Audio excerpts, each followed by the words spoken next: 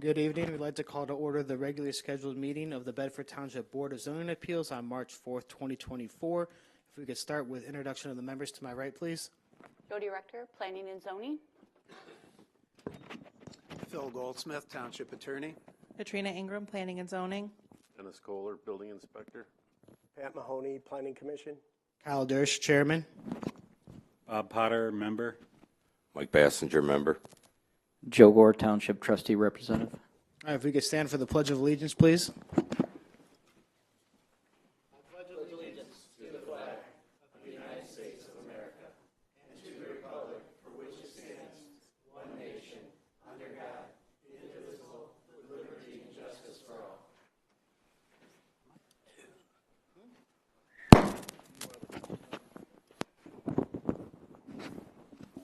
All right, Ms. Rector, if we could with the roll call, please.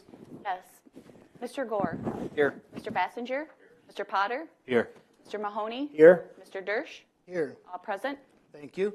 We're looking for a motion to go ahead and approve the agenda for tonight's meeting. I'll make the motion to approve tonight's agenda. I'll second. All right, all in favor of approving the agenda for tonight's meeting, aye? Aye. No opposed.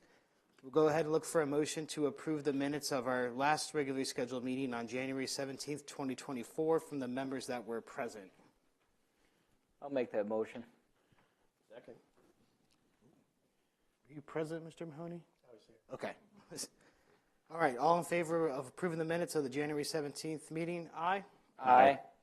All right, no opposed. Moving down to new business. We're looking for a motion to open the public hearing regarding the appeal of Ralph Jr. and Wilma Nartker Trust at 903 Rauch Road in Erie, Michigan. So move. Looking for support? Support. Thank you, Mr. Gore. All in favor of opening the public hearing, aye? Aye. All right, no opposed. Ms. Rector, if you could, please.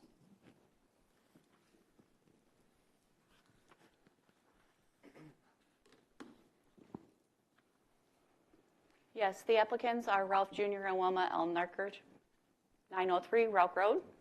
Variance location is 11363 Minks Road, parcel number 5802-001-00600, 10.25 acres, agriculturally zoned, requesting a plus or minus 28-foot front yard setback variance to construct a 30 by 50 pole barn, and it would be in the front yard. The applicant is seeking a 28-foot front yard setback variance off Minks Road to construct a 30 by 50 pole barn and a variance to construct the said pole barn within the front yard. The subject property is 10.25 acres at the southwest corner of Minks Road and Rauch Road, and the existing dwelling and detached garage are prior legal nonconforming structures.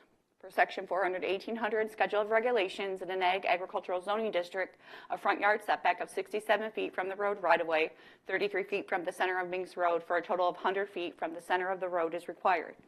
The applicant is requesting to build a 30 by 50 pole barn within the front yard setback of 72 feet, thus the request for a front yard setback variance of 28 feet.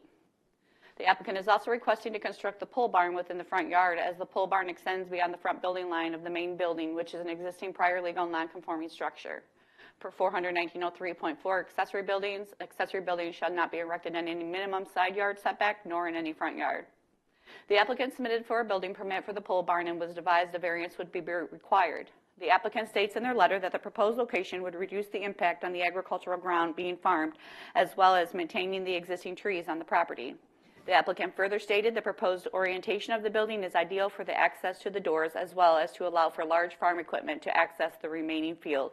At this time, no letters or calls of objection have been received, and should the variance request be granted, the variance required is a 28-foot front yard setback variance to construct the 30 by 50 pole barn, and a variance to be constructed within the front yard extending beyond the front building line of a prior non-conforming structure. All right, thank you. Does the applicant here would like to come up and add anything to that? No, that's pretty much it. Okay. Is there anyone? If you want to add, just come up and state your name and address for the record, please.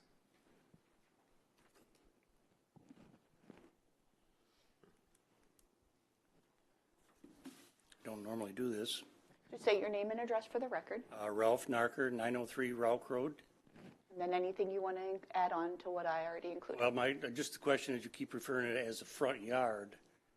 We've got it in the field. It's not in the Based- yard area proper. Based on being a corner lot, you've technically got 2 front yards in that respect. So Minks Road and Ralk Road are both considered your front yard based on the orientation of that property. So although it's not traditionally considered your front yard, based on the layout of the house, that is a front yard area. Okay, all right. That was my only question. Okay. Is there anyone else in the audience that would like to come up and make a comment on this item? All right, hearing none, and we'll look for a motion to close the public hearing. Make Good. that motion. Potter, Support. all in favor of close of the public hearing, aye? Aye. All right, if you could please, I'm sure the board's got a couple questions for you up here, if you don't mind stepping back up, and we can talk through this and see where we are. I guess, one question. Yeah, Mr. Potter. Mr. Narker, the orientation of the building, the doors will be, the big overhead doors, or sliding doors will be facing north? Correct. Okay, so you'll have access to it, okay, on the north side. And then as in the application, the orientation and the location of the building is to save as much farmland as possible. That's correct. Okay, and some older trees as well, but to save as much farmland as possible from being interrupted. Okay, that's all I have.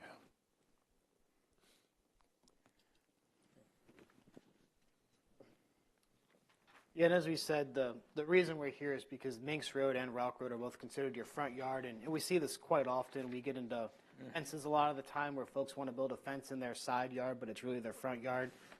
I mean, in terms of a practical difficulty, I think that's what we're looking for here, and this being a corner lot, I think does somewhat qualify us for what we're looking to do here. I don't know if anyone else on the board has any other thoughts or questions on placement or practical difficulty. I've got a few practical difficulties right off the top. I mean, like we just talked about, it's a non-conforming with 2 front yards, so, I mean, that's a practical difficulty right there. The access for the doors would allow, like it states in this letter, allow for large farm equipment, and it would reduce the impact on the agricultural area that's being farmed. Those are 3 practical difficulties that I've written down. And it's actually, he wrote them down for us. Well, the location of the barn still gives you 130 feet for like a sprayer that's already opened up. Right. So, You're still encroaching into the farm field, correct? We had to move 30 feet in. That's where.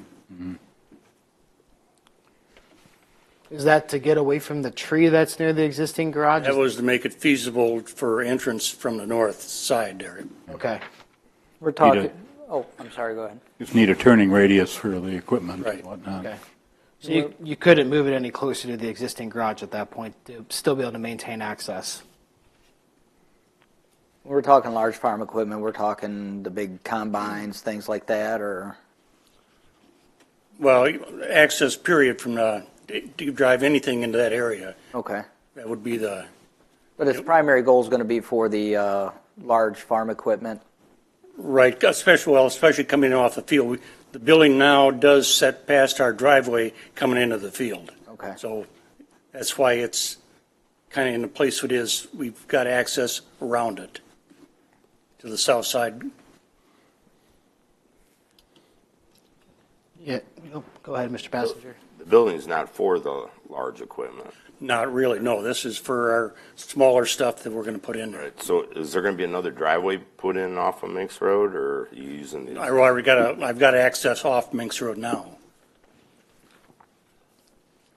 So you're not putting in another driveway? No.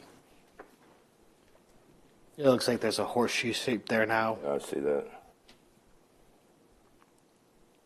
Yeah, and personally, in terms of the setback, I'm not worried about encroaching closer to the right-of-way necessarily, as Minks Road's probably not ever going to get any wider than it already is. Hopefully not.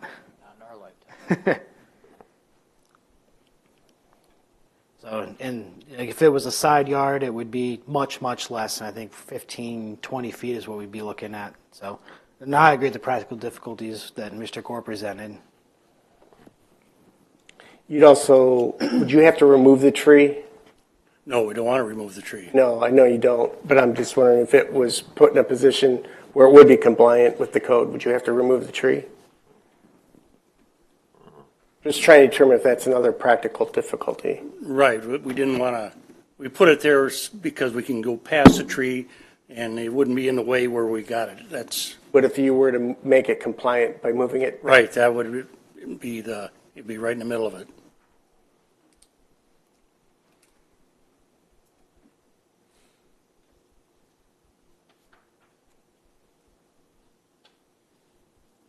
All right, if there's no more questions or comments, I think we're looking to go ahead and make a motion if someone wants to step up. I can run it. Mr. Gore's itching over there. Yeah. So I'll go ahead and make a motion that we approve the 28-foot front yard setback variance to construct a 30 by 50 pole barn for Ralph Jr. and Wilma L. Nartker Trust at 903 Rauch Road, Erie, Michigan. Parcel number, 11363 Minks Road, Temperance, Michigan. Property number 5802-001-00600. And practical difficulties would be that it's a non-conforming two front yard piece of property. It would allow for the use of large farm equipment, and it would reduce the impact on the surrounding agricultural area. I think we need to amend that. Correct me if I'm wrong, Ms. Rector, to also include the constructed within a front yard that's in front of the building line, I would encourage that to be included as well. I'll accept that friendly amendment. as worded on the notes here. All right, if we have no other amendments, we'll look for a motion for support.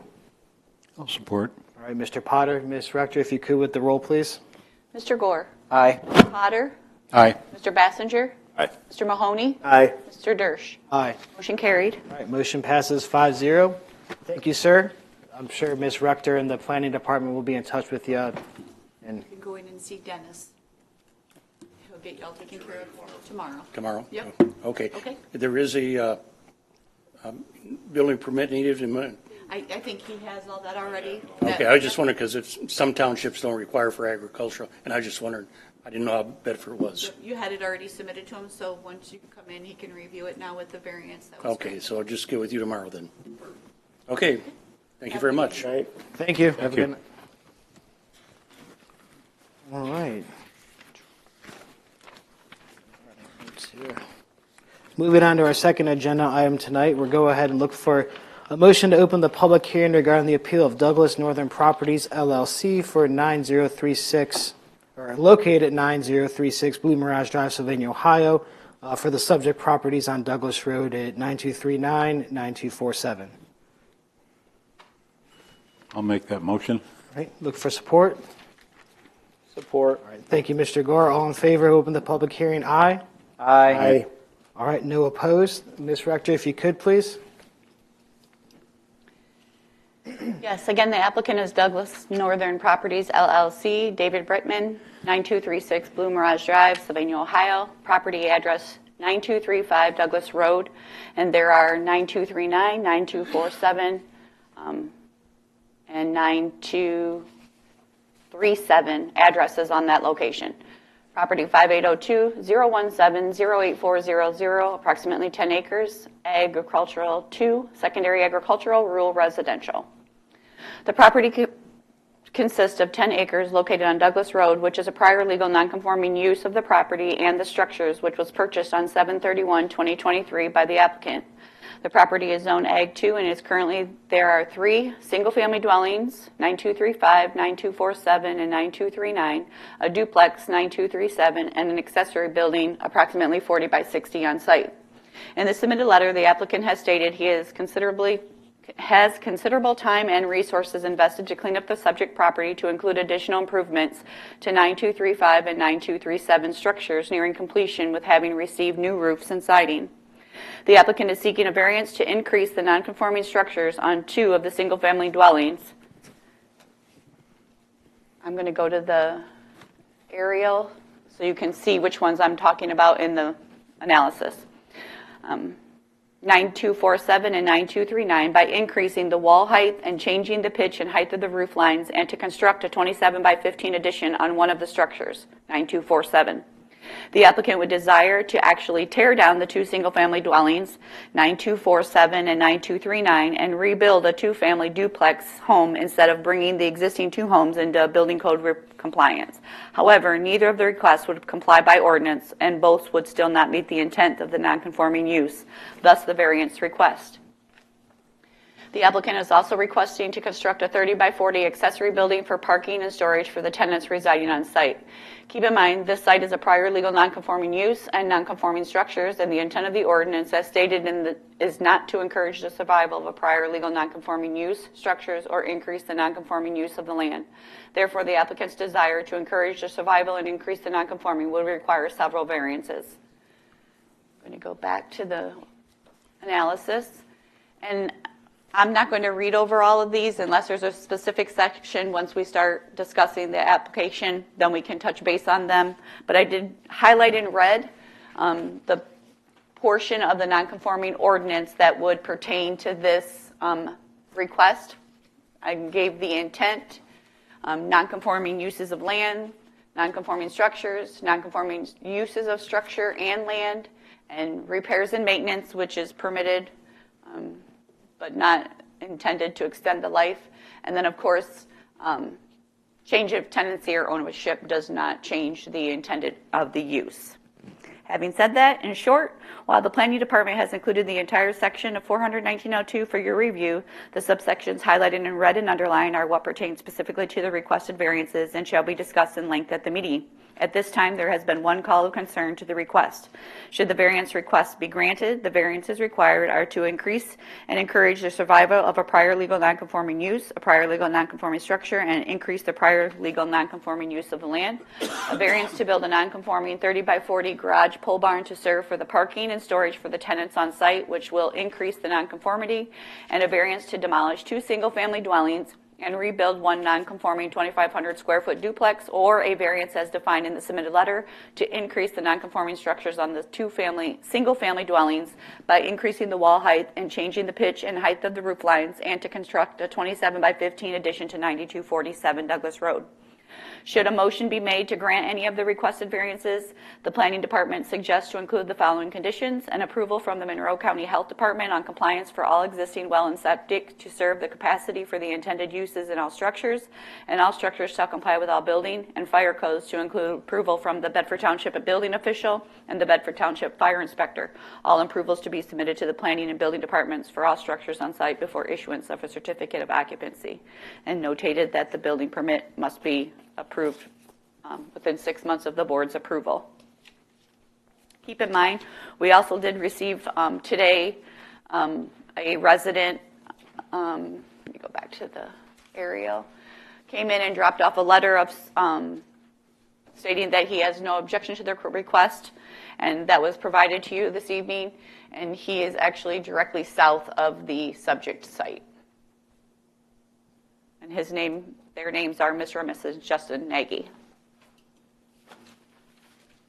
All right, thank you for that. Is the applicant here that would like to come up and add anything additional to what was stated? If you could, please state your name and address for the record. Anything you'd like to add, and if there's any public comment from the audience, we'll have them come up right after. Hi, I'm David Bradigam. I'm the property owner. As you may be aware, this property was in a serious disrepair. We purchased it with the intent of fixing up each of the units and renting them out long term. We have successfully, are in the process of successfully doing so for the front two houses. The 9239 has quite a history, and 9247 also has some history with it. And I am happy to button it up and rent them out as is, but I don't think that's the best decision for the township or the local residents, because they're just not impressive units, and I'm just afraid that we'll have more issues down the road with the type of tenants we could rent to.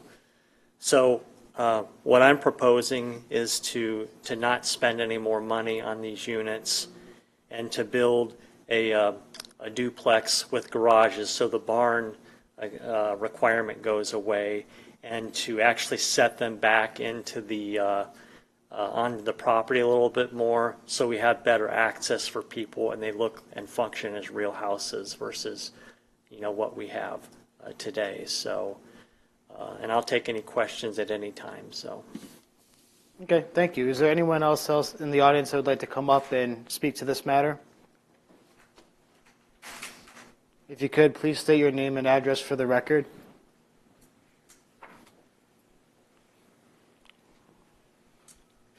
Andrew Harper at 2555 Wingate Drive.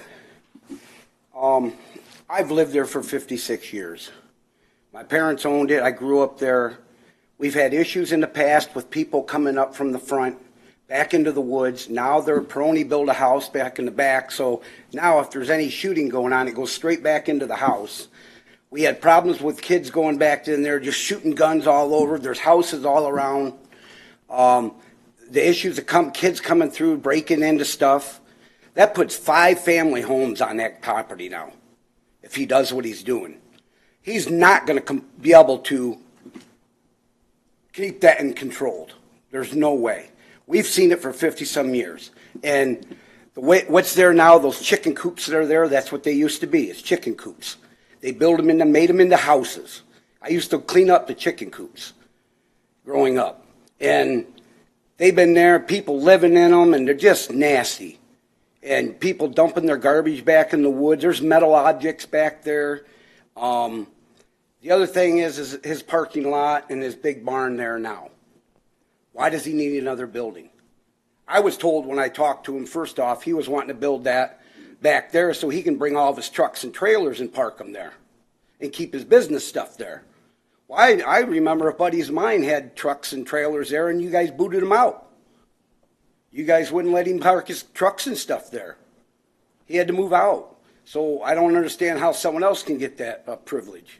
The other thing is, as in the where you did the steps, do you realize the people and the kids coming down those steps, going on to Justin's property, parking in his driveway, in his yard? They come off those steps and they go across his at night, and he's watching them on his camera all night. Nobody does anything about it. How is he going to control all this? There's no way. Put 5 homes on that property and then 2 big barns. He doesn't need 2 big barns. He's got 1. That's a 50-year, 40 by 60. Perfectly good barn. Doesn't need another facility. And he seems to think that he's going to be able to keep everybody's stuff off the ground and in storage where nobody sees it. You give me a rental house that you don't see stuff sitting outside.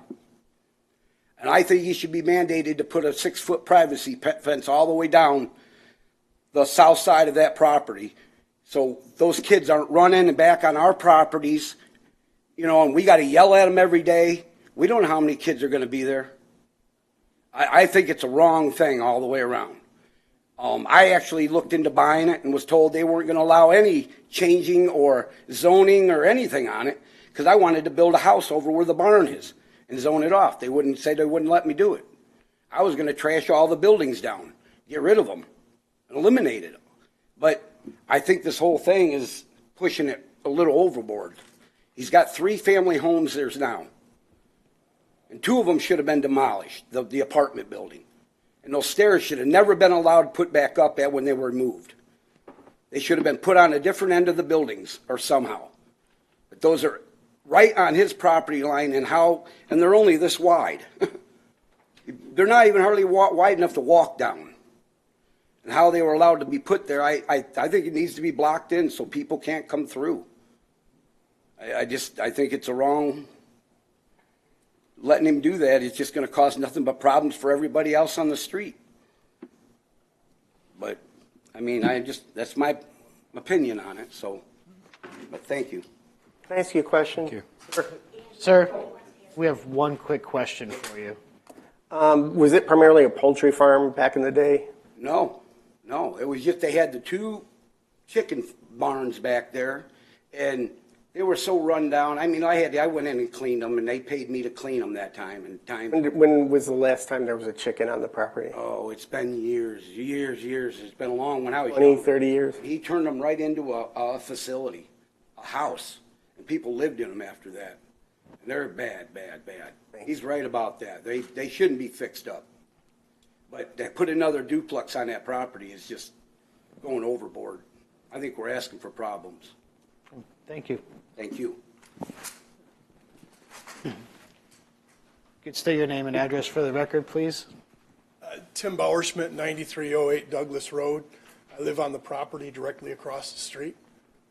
I guess I have somewhat of a question looking at the plans that he has, and maybe I'm going by an old ordinance that you were only allowed so many houses on a property because of septic and well, and it seems really, really super excessive to have 5 living family properties on the same 10-acre property with a well and septic system.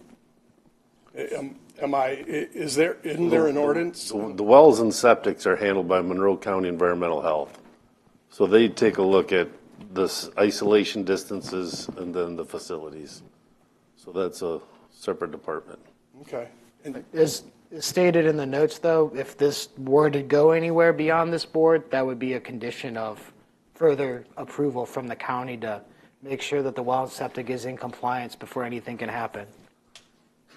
And my wife's question is how many more houses will be allowed on this property? I mean, is at some point if he decides that he wants to put an apartment complex in there, where's the limit? It would have to come back to this board. That's the answer that we can give you. It's a prior legal non-conforming lot, but any additional changes beyond whatever comes out of tonight would still have to come back to this board for review and approval. Okay, thank you. Thank you.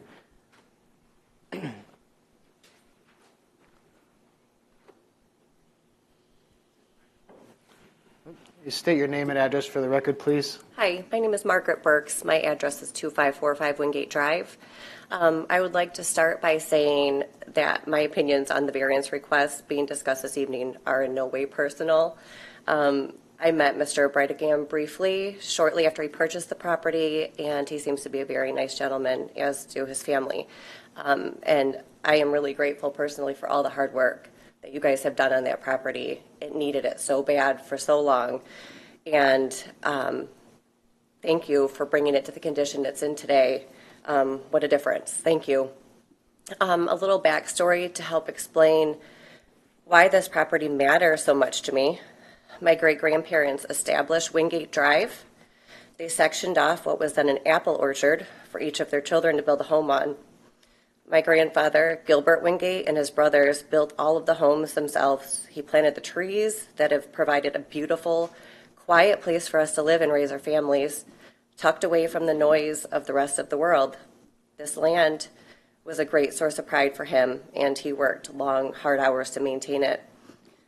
When the Douglas Road property adjacent to Wingate Drive went up for sale, it was scary. I was hoping that the new property owners would decide to make things smaller rather than bigger.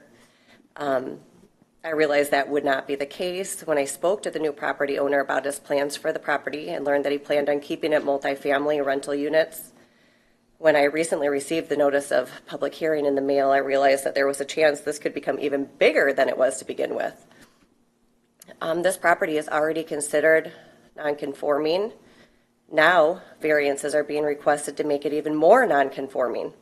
The buildings that have been requested to be demolished are chicken coops that were modified to be used as living quarters sometime around the 1950s, I think. I don't know if that's the exact number. That's a guess. In my opinion, at least one of these buildings should have been condemned and demolished years ago. I've spent some time inside the building closest to the south property line, and it was beyond repair back then and unsafe for the occupants. There was no heat source, broken windows, several large holes in the walls open to the outside. The tenant at that time, and now a friend of mine, placed locks on her kitchen cabinets to keep wildlife from entering her home through one of the holes. The roof was leaking for so long that the ceiling was collapsing in. The plumbing was non-functioning, the bathroom floor was flooded on a regular basis, and the tenant had to empty water from the bathtub out the window with buckets every time someone used the shower. It was bad for a long time. These buildings are to be replaced with a 2,500 square foot duplex. I would like to know if that would be a 1-story or 2-story building. And it certainly doesn't seem like an apples to apples replacement. The other building request is for a garage/pole barn, and there is already a very large pole barn on the property, so some clarification on usage would be helpful here, especially since this will be a rental property. I have a lot of concerns about this property and what's going to happen there, especially if these variances are approved. One of my neighbors recently deforested the lot that separates this property from Wingate Drive. There's no longer a buffer. When I look out my front window, I have a direct view of the property and all the buildings there instead of the wooded lot that I used to look at out the window. Are there any plans to recreate some type of buffer in the form of vegetation or fencing, or will our neighborhood now be meshed with the rental properties? The potential of 5 new families moving into the neighborhood will mean an increase in traffic, noise, and activity that will more than likely spill over onto our private drive. It would certainly take away from the quiet, private feel that we are used to that has kept us here for generations. Any new buildings that this board allows will remain on the property for our lifetimes and beyond.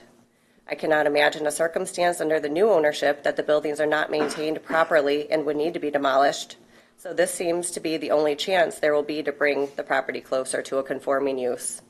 In closing, I feel part of being a good neighbor is making choices that not only benefit you, but also benefit the people around you. I implore the board to make the decision that not only is best for the applicant, but for their neighbors as well.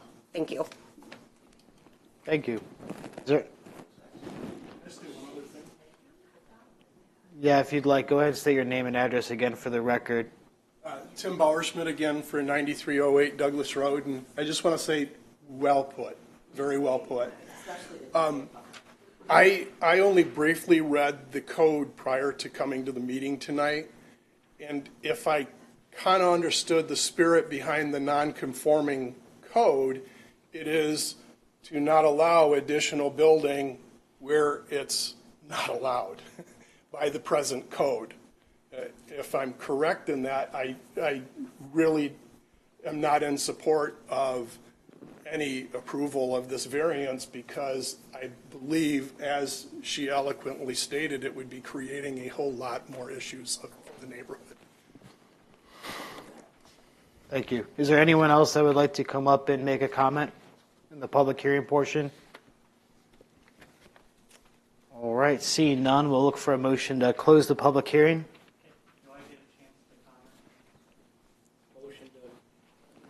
Motion to close the public hearing. Looking for support. Mr. Messenger for support, I believe. All in favor, I close the public hearing. Aye. Aye. All right, the applicant, if you could come back up here now, we'll go ahead and we'll work through this. I know there's going to be plenty of questions from the board. Mr. Gore is already raising his hand down there. So that piece of property has been a nuisance property for as long as I was a deputy sheriff in Monroe County Sheriff's Department. I've been there multiple times for various trouble with subjects, noise complaints. I want to say there was a stabbing at one time. Maybe that's a different piece of property over there. I mean, it's bad. I would like to see a bulldozer take those blue buildings and just knock them to the ground.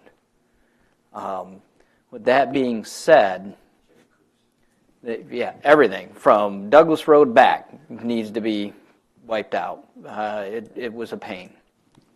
That being said, so what are your intentions? Say we do not grant the variances tonight. What are your intentions with that piece of property? So my intention is those buildings aren't going to go away. So I will either fix them up as is and we'll, live with what we live with. That is not my priority. So my approach is not bulldozing them. I bought the land and the property as an investment property, knowing that we have turned other very poor properties. We have 30 rentals that we manage. 5 additional is not going to be a big deal. I would question, I know the prior owner and his health status was poor. I don't know how long it was poor, but he simply wasn't managing the tenants, and we just won't do that. So that's a big difference. So it's important not to paint us all with the same brush. We're not doing that. I just know what that property entails, Sure. and I don't know if you knew that when I you did. bought it. After I did. So. And so what the people in the audience have to understand is they're either going to get 2 brand new duplexes, Right. or they're getting the chicken coops. That's the option. That's all that's going to happen. There's nothing. I mean, he can fix up those chicken coops to bring them in compliance. There's nothing we're going to approve for that at this. I guess stepping back real quick, though, where are you at with the health department and septic and well for the property? Has it been approved? Are you doing that process now? Because I guess that's going to ultimately dictate what can stay there and what can't. Yeah, we had a well inspection that was done. The well was developed to supply all the properties. So to my knowledge, there isn't an issue there. The front property for the septic, we just had a new leach field and septic tank put in. A 9235 was in disrepair, so we changed that. For the duplex 9237, according to Ray, is it Barsham? Something, yeah, he's the We don't deal with local them guy who does the work. The duplex is not an issue whatsoever. It's functioning just fine. To Maggie's, Is that a county official or is that a contractor? well, both the contractor came out, and then of course we had to have an inspection on the front house, and that's passed and everything. To Maggie's point, she's right. 9239 was the, you guys might have remembered it, with the lady had 40 or 50 cats living in there. That leach field was poor and basically just going out the side of the house. So no matter what, I'm either going to replace and get that leach field up and running properly as is, or, again, my preference would be to combine that with 9247, which also has a leach field and is functioning properly per Ray as well. So, but if they're not, if we get into this and they're not, my intent was to make sure that they were operational and to actually, whatever we do, they're going to look better when we're all said and done no matter what. The one's pretty rough.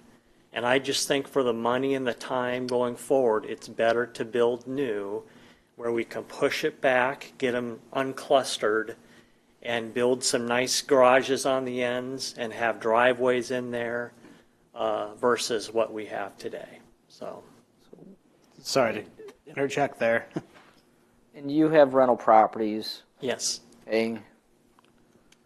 Are these going to be Section 8? No. Are they going to be, are any of your properties Section 8 or anything like that? Not in the Toledo area, they're not. Okay. So, And with these properties going there, like I said, even we always called them the blue buildings, and yeah. just going back to that, I do agree that if something's going to go there, I like the idea of tearing down the chicken coops and building new. Okay, and if my understanding or intentions are that if we don't approve these variances, you're just going to make the chicken coops look nicer, and that's about it, and rent them out regardless. Right.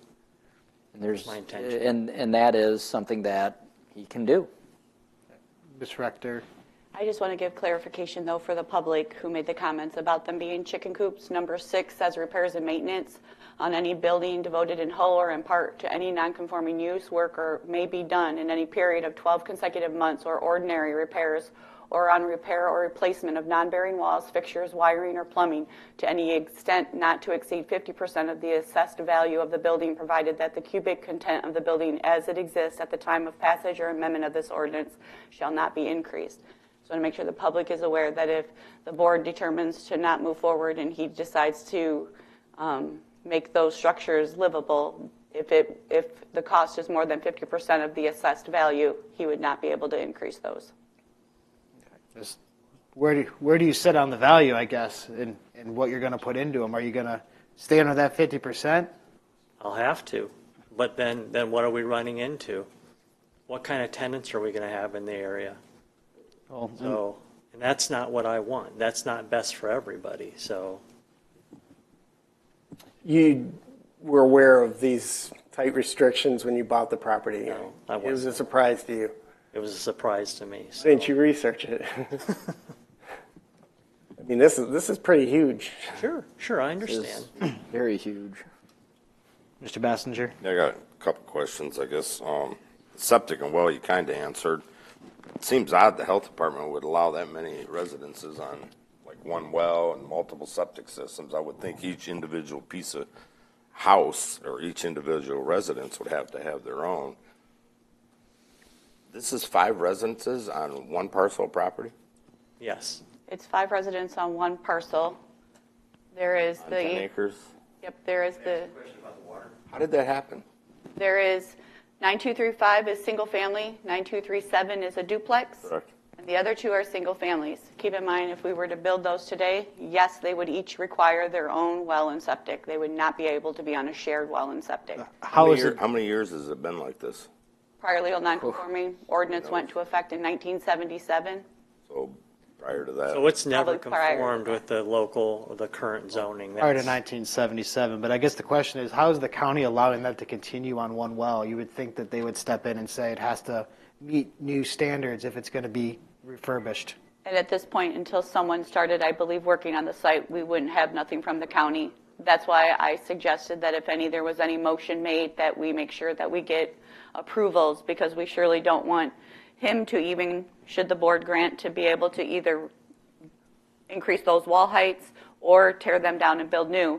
We want to make sure that it's compliance with the health department, because once you make a motion, it would stay with the property. And Mr. Goldsmith can speak on that further. Yeah, to Mr. Bassinger's point, I assumed it was like most building codes where 50% or so of the value or major renovation, you're required to comply with what's new and you can't be grandfathered in anymore. When you read the ordinance, it looks like most of it's written to not allow this stuff to survive. I guess one of my questions would be, is there tenants in these buildings now, or was there tenants in it when you bought it? There was tenants that were booted out right before I bought it, from what I understand. Before you bought it? Yeah. And you bought it in July? July, yeah. 23? Yeah. And you didn't do any due diligence on the property before you purchased it? As far as check on zoning? Not the zoning. I mean, quick call about understanding the zoning, but, I'm not in this every day either. So, and different townships have different rules, so.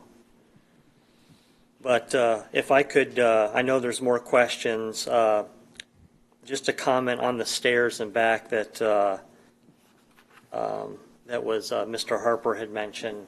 The reason those stairs, we eliminated like a platform that was out there, and it was in really poor condition, like ready, you could step out and fall through it. We rebuilt those for egress, for emergency purposes.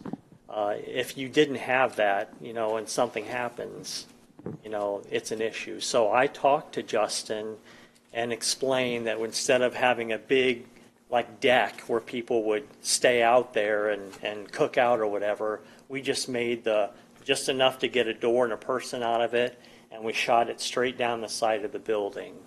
And they actually look nice. I think there's pictures in there you could show.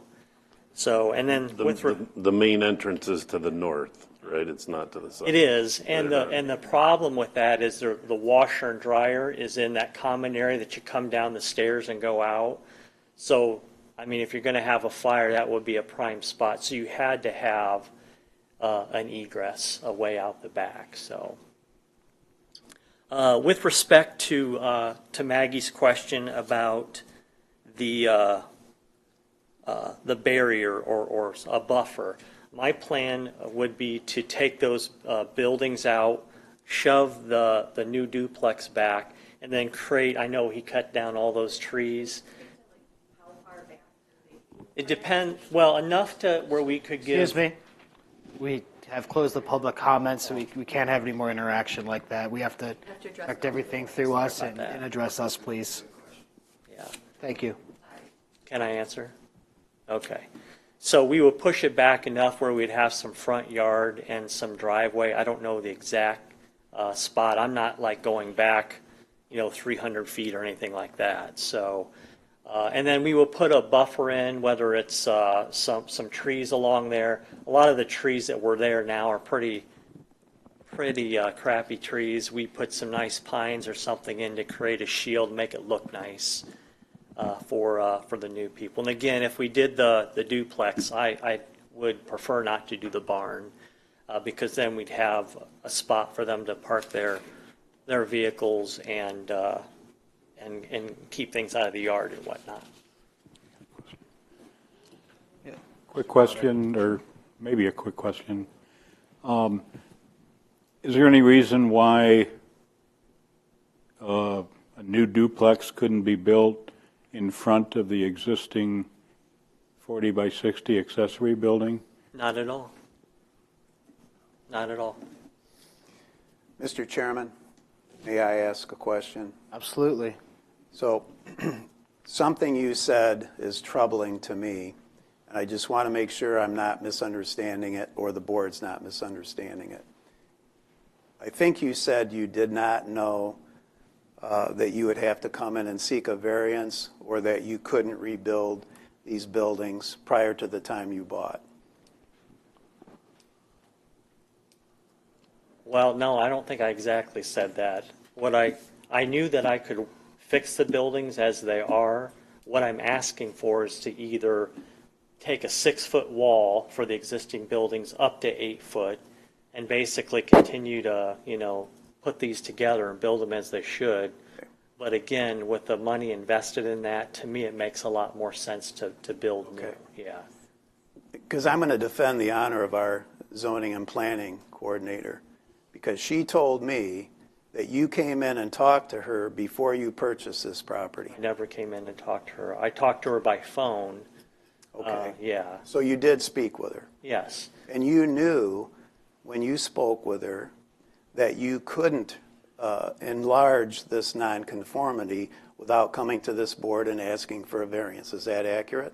Well, I didn't fully understand what the requirements are. And even today, when I read the code, again, I'm not in this every day. It's not like it's black and white. So Do you ever use an attorney to represent you in connection with your business? Sure I do. Did you seek the advice of an attorney before you purchased this property? I did not. Notwithstanding the fact that our planning coordinator advised you that there were certain restrictions that pertain to this property? Well, yeah, let me just say that different people have different views on what should happen or not. I know there's other people here that would like to see, new buildings built because they know the troubles with fixing. So again, I can go back and we can fix these as they are, and I can be within code and we still have the issues down the line, or I can, I can spend some additional funds and make them right for the community. That's really my issue. I guess I'll interject here. I'm not quite done, if you will allow me to. Absolutely.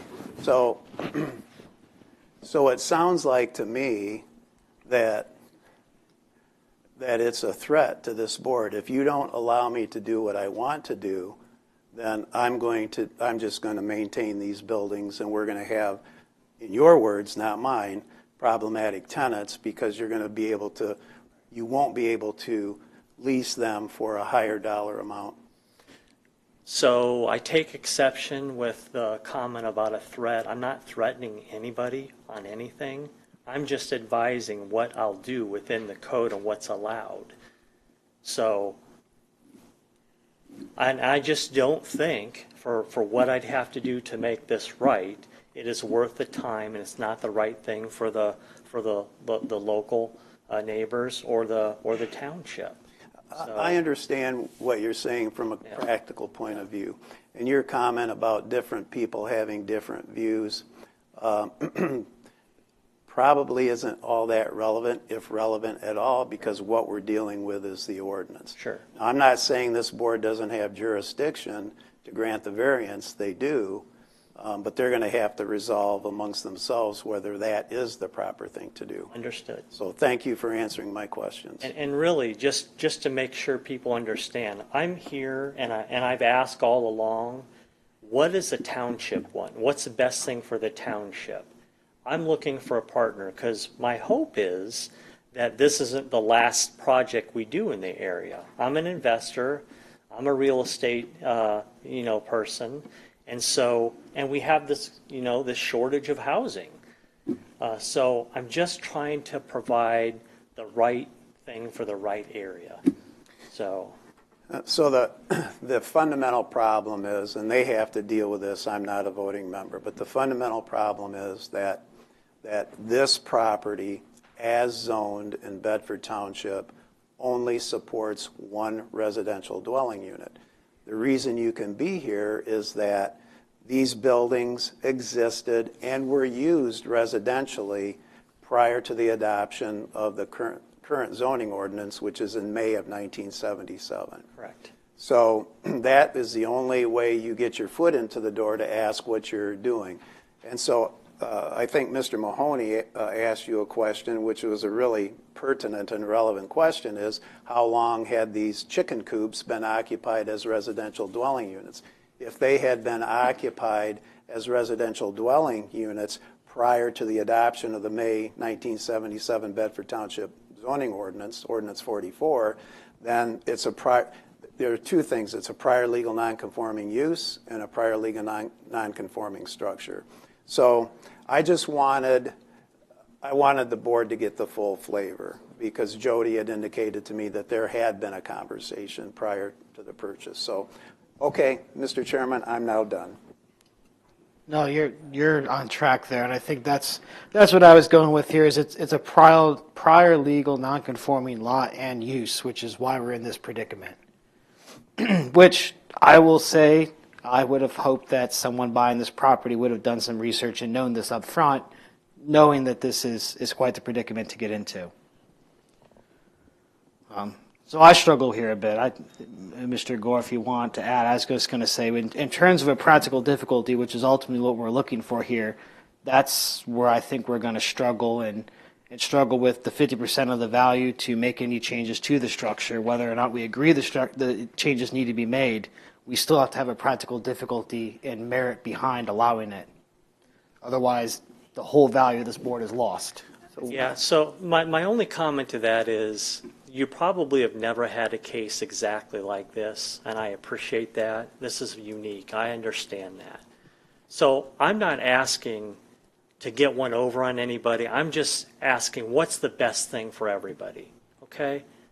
So man writes the rules, man can change the rules, or they can bend the rules, so I can have two awesome properties for people to live in. So on 10 acres. So the other thing is, again, I don't know exactly where the zoning comes in, but right on Wingate, you have a whole row of houses. Wasn't that at some point Ag 2 as well? Or what is that zone? This rector can chime in, but I'm going to assume it was prior to 1977 that those lots were developed. Those properties are all Ag 2 zoned, and they have a public road, and they each have their own lot. They are individual lots. And it was explained that you could come through a development, create a road, go through a development of a Wingate is a private drive. Those residents own it. Township board no longer accepts private roads, but that is a full development. Each one of those homes are individual lots on Wingate. And then I know through some research and discussions prior to, there is no residential zoning near this area. Yeah. So one option that was explored potentially is, you could theoretically rezone it. It's a big ask, obviously. It's a lot of work, but again, you would only end up with two structures at that point, because I believe this could be split into 2 5-acre lots with the frontage that's there. From what we have on record, there's 300 feet of frontage He would still have to seek a frontage variance, but in Ag 2, it requires 165 and 2.5 acres. He could potentially seek a variance for road frontage of 30 feet, create 2 lots, have 2 single-family homes, and then, of course, if they desired to have another accessory building at that point, they would just determine moving forward through the building department. Okay, and I haven't researched the whole issue of, I don't even know whether it's a possibility, down the road. If this doesn't go through, do we look at putting an extra road in or create that? I don't even know what that entails at this point, but that is not my wish, so. Mr. Gore, sorry, you think you had something? No, I was just going to, regardless of what direction we go through, he's going to have to come back to planning, will he not? Or no? I don't believe you have to go back to planning. Okay. All right, and just to clarify, so it's 10 acres zoned to Ag 2. So you can request it to be rezoned and they can put a subdivision there, could they not? If they wanted to? I don't think so. The infrastructure's not there. Not there? Sewer and water. But again, I'm not saying this would happen, but we've granted variances for roadway frontage more than 30 foot before. I mean, realistically, he could split it down the middle and put 2 homes in there. But without a rezoning, I think that only allows a single-family home, correct?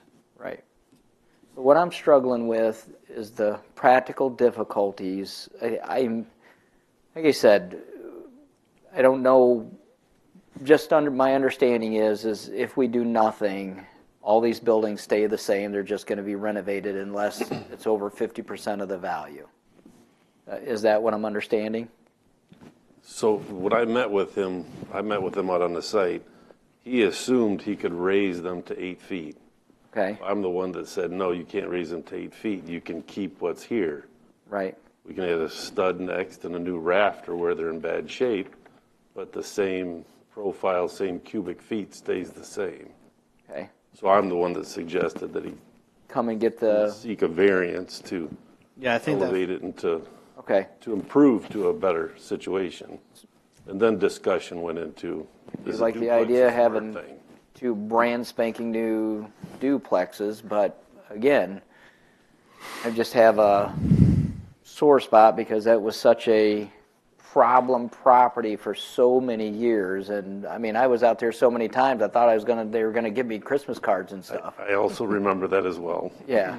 Yeah, and I struggle with the practical difficulty as well here. I think, unfortunately, not knowing is not an excuse for this board. I mean, we can't accept that as a practical difficulty, just like we can't look at monetary merits and things like that generally.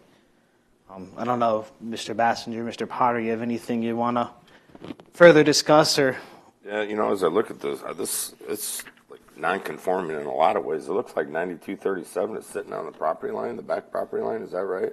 Yes, it is. And when I drove out there, it looked like 9235 and 9237 were already remodeled, maybe outside.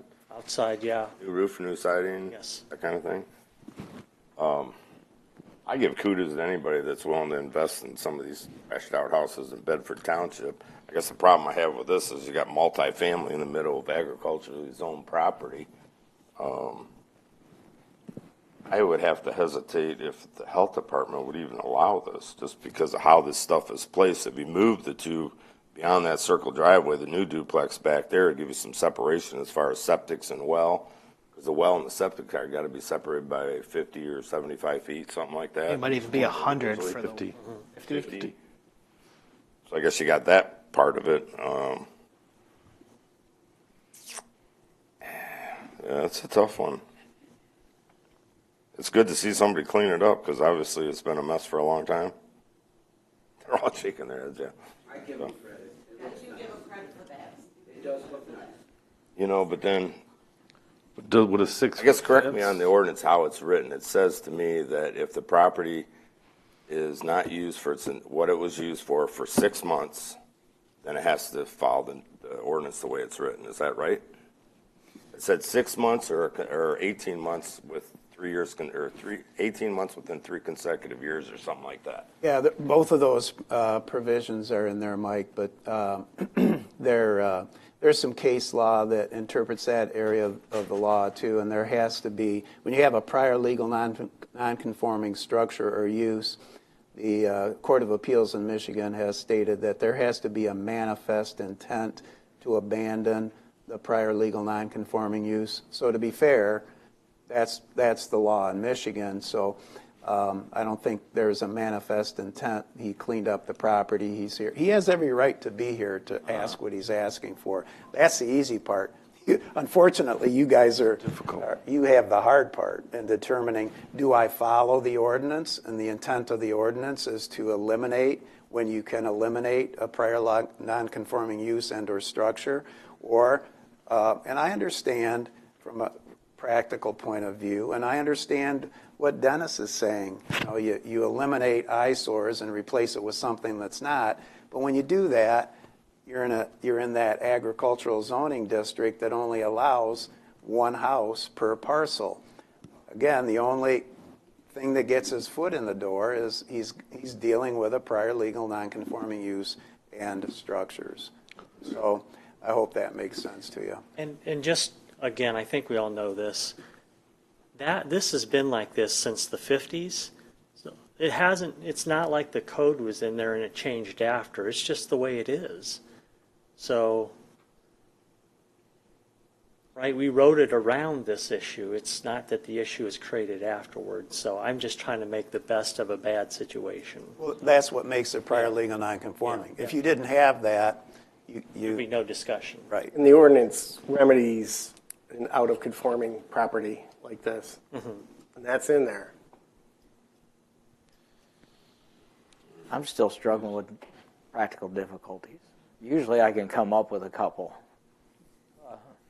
Yeah, I think in the last 5 or 6 years, this is probably the only second time this has really come in front of us. And again, I struggle with the practical difficulty, and the spirit of the ordinance is to not allow this to grow and expand beyond what it is, without a practical difficulty to really justify why we're allowing this.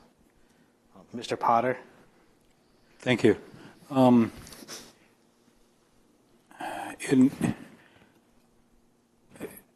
guess depending on how I interpret the ordinances and stuff, I'm okay with increasing the wall height and changing the roof pitch as far as the upgrade to the two 47 and 39. And that's to improve the occupancy and possibly conforming to the building codes. Now, if those structures were originally something like chicken coops, then I'd be really concerned about the foundation underneath them, whether the foundation could support all these changes, but that'd be something that, I don't know if you could check on before you fiddled with it, or that'd be just something that might come up. Bottom line, I looked through the windows, I didn't go inside, but it just seemed like the kind of work necessary to make them livable. You're going to get awful close to the 50 or 60%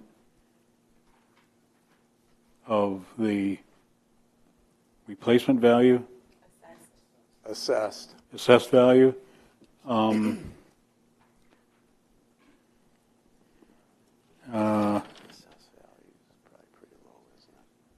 That's, I guess that could put the kibosh on doing anything to those buildings. Is it a situation right now where you cannot rent those things out with the condition that they're in? Well, because we started construction, no. I mean, we basically gutted the one house just to see what we had to help make the decision on the best path forward. And the other one, we at least have the ceiling down in some of it. But the 9247 isn't nearly as poor as 9239, so. There is, just your comment on the foundation, there is a foundation, and then they have a pad within the foundation. Okay. It appears to be okay. It may need a little bit of repair on the backside, but it appears to be in decent shape, so. Okay, so, I guess the way I look at it, I'd be okay with allowing modifications to the two existing structures, but without making them any bigger. Right. The footprint would have to stay the same. Well, that's Personally, the I don't other- see how that'd be worthwhile. Yeah, that's the other thing is. Do all that. Right now, I think the one is 1,600 and the other one's like 1,000 or something like that. What I'm proposing is actually, I put 2,500 in the request, but really all I'm trying to do, I think what's best is you have two bedroom, one bath units that are like 1,000 to 1,100 square foot. So in volume, they would actually be less. I think having bigger houses back there because of the way it is, you're just asking for trouble as well. So so I had that in mind when we were thinking about what we'd like to build. The ordinance is really clear about a non-conforming use of a structure shall not be enlarged as to occupy more land. So adding space to either one of those homes would increase the nonconformance, and I would not be okay with that. Actually, the one, if we go with 1,000 square foot unit, it's the same or a little bit smaller than the 9247. If we went with 1,000 square foot unit, it's substantially smaller than the 9239, which is, yeah. Yeah, it wouldn't be 2,500 each side, what I'm requesting. It'd be more like 2,000 to 2,200 completely. You're talking to build a duplex. Yes. Okay, not, I think Mr. Potter's talking about Well, that'd renovating. be, duplex is basically a couple of apartments, kind Right. of like what you got, Yeah, it'd be 2 bedroom, 1 bath units. 37.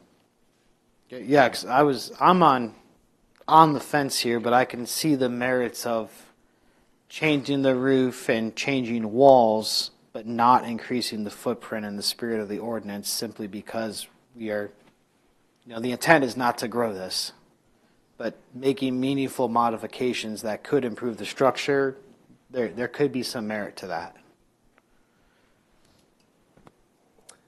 I think that a measure of what can be reasonably expected in a neighborhood, when you move into an Ag 2, you expect Ag 2 in front of you, not rental properties. That's the problem I have with this. I might think a little bit differently if you're building a home to sell. It's totally different than having, you're gonna have what, 5 families living on this property, potentially? Mm-hmm. That to me is, I think the neighborhood's put up with it for a long, long time, and they're probably waiting for the day. Well, so again, define a family, what that consists of. Whether it's one person or 2 people or Right. 3 families, whatever, Yeah, and we've established this at the board before. Actually, it's, one family unit living in that home. So Yeah, okay. whether it's whatever the occupant consists of, sorry. When really there should be one house there in this property, one family, a home, not a rental. And I don't know when the day will come when it'll conform finally. Well, unless we rezone it, it would be never, unfortunately, so. So unfortunately, because I'm just going to call it grandfathered in, there's always going to be 4 or 5 families on this piece of property. I mean, not if I'm wrong. Go ahead, Jody. If I could just apply some clarification, though. The ordinance does say in the non-conforming structures that if more than 60%, excluding of the foundation, is destroyed, the structure would not be able to be rebuilt. They would have to come back for another variance to be able to rebuild. If any of those structures were to burn down, a tornado come through, anything catastrophic, they would have to come back to rebuild if it was more than 60%, excluding of the foundation. That is in the non-conforming as well. We've seen that come through before recently. Yeah. Yeah. I guess to elaborate on a question I had related to that. Is it whether it's 50 or 60% of the taxable value or assessed value, if the applicant finds during the process of upgrading these two structures that it's more than this, say it's 60%, it's more than that, who measures that? You know, who makes that determination? I think what you're asking is if the property owner were to repair the structures, the existing structures, first of all, I don't know whether our assessor has each of the structures individually assessed or if that parcel is assessed as a whole. Mm-hmm. So if you wanted to do it technically, you'd have the assessor go out and assess each structure as to value, and then assess the land value separately because of the unique situation that you have there. So if a structure that the property owner wanted to rehabilitate was assessed low, and if the cost to rehabilitate it exceeded 50% of that low assessed value, then that's a problem. That's an issue with the ordinance.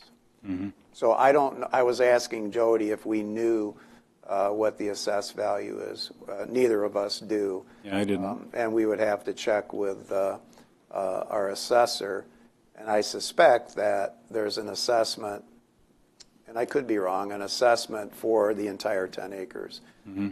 I don't know. I didn't think of looking at the property information online to see if, well, I guess each individual structure could be identified on that property information, but it doesn't tell us whether or not they're assessed. But I guess what I'm getting at is, you know, if I'm rebuilding something, repairing something, rebuilding as you're doing, and then I come to find out that, oh heck, it's more than 60% of the value.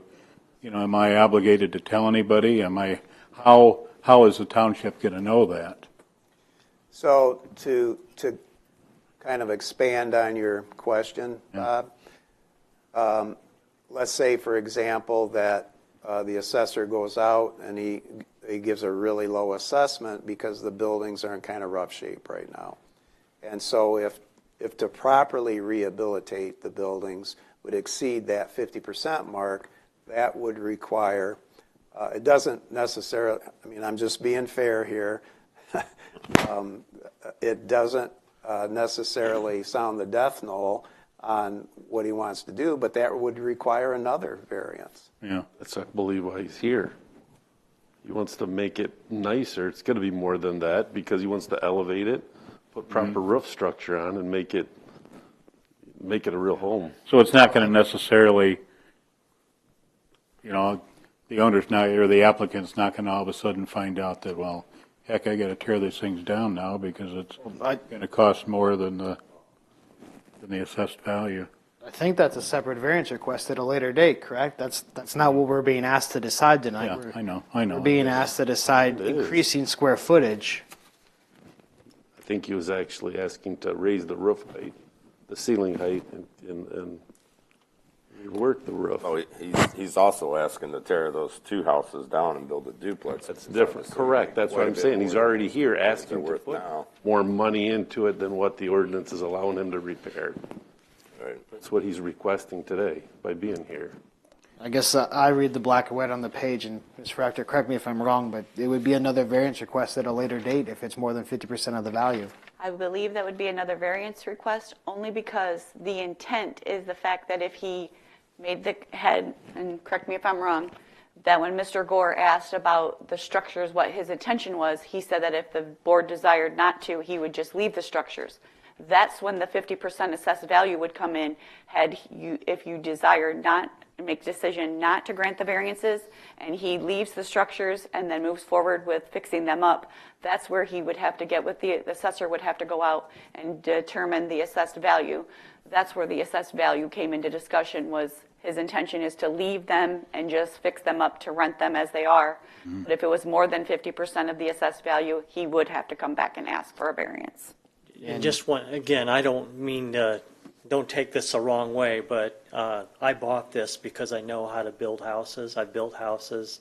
So I have probably more room than other people. I'm choosing to use a contractor, but if we get in that 50% range, then I just would do it myself. So again, it's. I think you're still dependent on what the value of the property comes out to be, and I'm going to go on a limb here and say we probably didn't get 9235 or 9237 assessed before any renovation was done, did we? So we don't even know on those two properties necessarily that we met the 50%, which is clearly written in the ordinance in terms of repairs and maintenance. Once you cross that threshold, and then if it's a catastrophic event, it's 60% less the foundation. Well, I'll tell you 100% because I'm a realtor. We did not spend 50% on those houses. So, and we're doing a lot ourselves as well still. So the properties are under one parcel ID number, correct? they are. Are the utilities, the gas and the electric, are they all separated as well, or are they all separated? Yeah, except for, well, the two back houses, they had propane tanks back there, and we were going to run gas lines, and we said hold off until the board can weigh in and make a decision. So, but yes, everything's on its own utility. Yes, except for the well, as we discussed. Septics. Yeah, I still struggle. Septics are definitely separated. And the only the well is is something that I'd have to double check on. So, but it's supposed to be a pretty sizable well. So. And the well does feed all 5 houses? It does. It does. It does.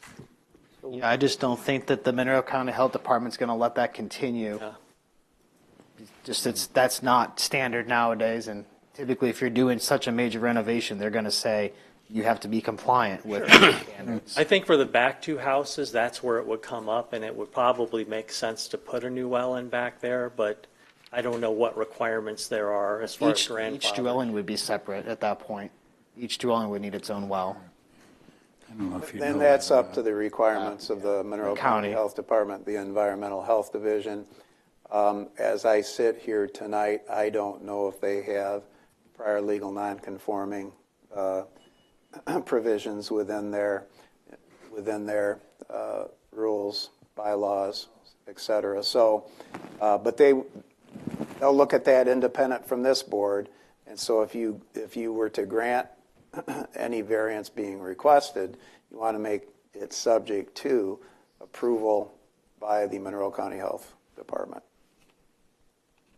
So breaking this down, and I believe this is an option.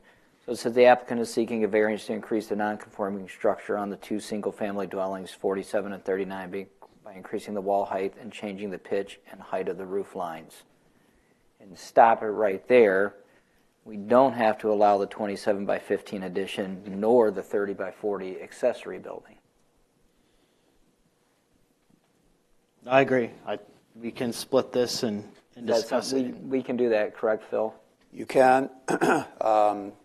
As I've told you many times, you're a quasi-judicial body, and the law, Michigan law, allows you to attach reasonable conditions to any granted variance. And so you could grant part of it and deny part of it. You just have to make it clear on the record. Still trying to figure out the practical difficulties. I've got a question. On the accessory building, the planned accessory building, this is Ag 2. I know it's non-conforming, but it's zoned Ag 2. And as I understand it, on Ag 2 property that's 5 acres or more, you can have an unlimited number of accessory buildings. So why would he need a, is it only because it's non-conforming property? Correct. He would be increasing, because he indicates that it's not, the property is non-conforming. Asking for an additional accessory building would be for the non-conforming use, which would make it another non-conforming structure. For the use that's on site, And I don't know if it could be unlimited, Bob. Well- The only way it could, I mean, if it was in agricultural production and used for a bona fide agricultural enterprise. Single-family dwelling also. Yeah. What's that? If it was just a single-family Yeah. dwelling on the in a parcel. single family, Yeah. if it One was in single-family compliance on 5 acres, meeting all the setbacks that are required with the size of the structure, the size of the parcel, then you could go through just the building department. But in this instance, if only 9235, the single family was there, he would just go through the building department for the accessory building. But the intent is to increase a non-conforming structure for a non-conforming use on site. Because it's for the tenants. And the property, the land is non-conforming. Right. Okay, all right. So that, thank you. It was mentioned at some point. I know I've got a note here, and Mr. Goldsmith might want to chime in here, but just to clarify, any accessory building on this property, regardless of these are rentals or not, cannot be used for any business enterprise, correct? Correct. So 0 vehicles, parking, business operations can occur in that accessory building or a new accessory building if it was allowed. I know someone had made a comment about that at some point, but that is not allowed by the ordinance.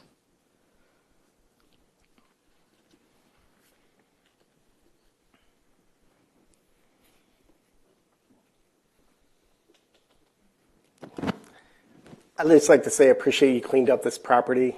I respect you as a person who puts his capital out and takes risks.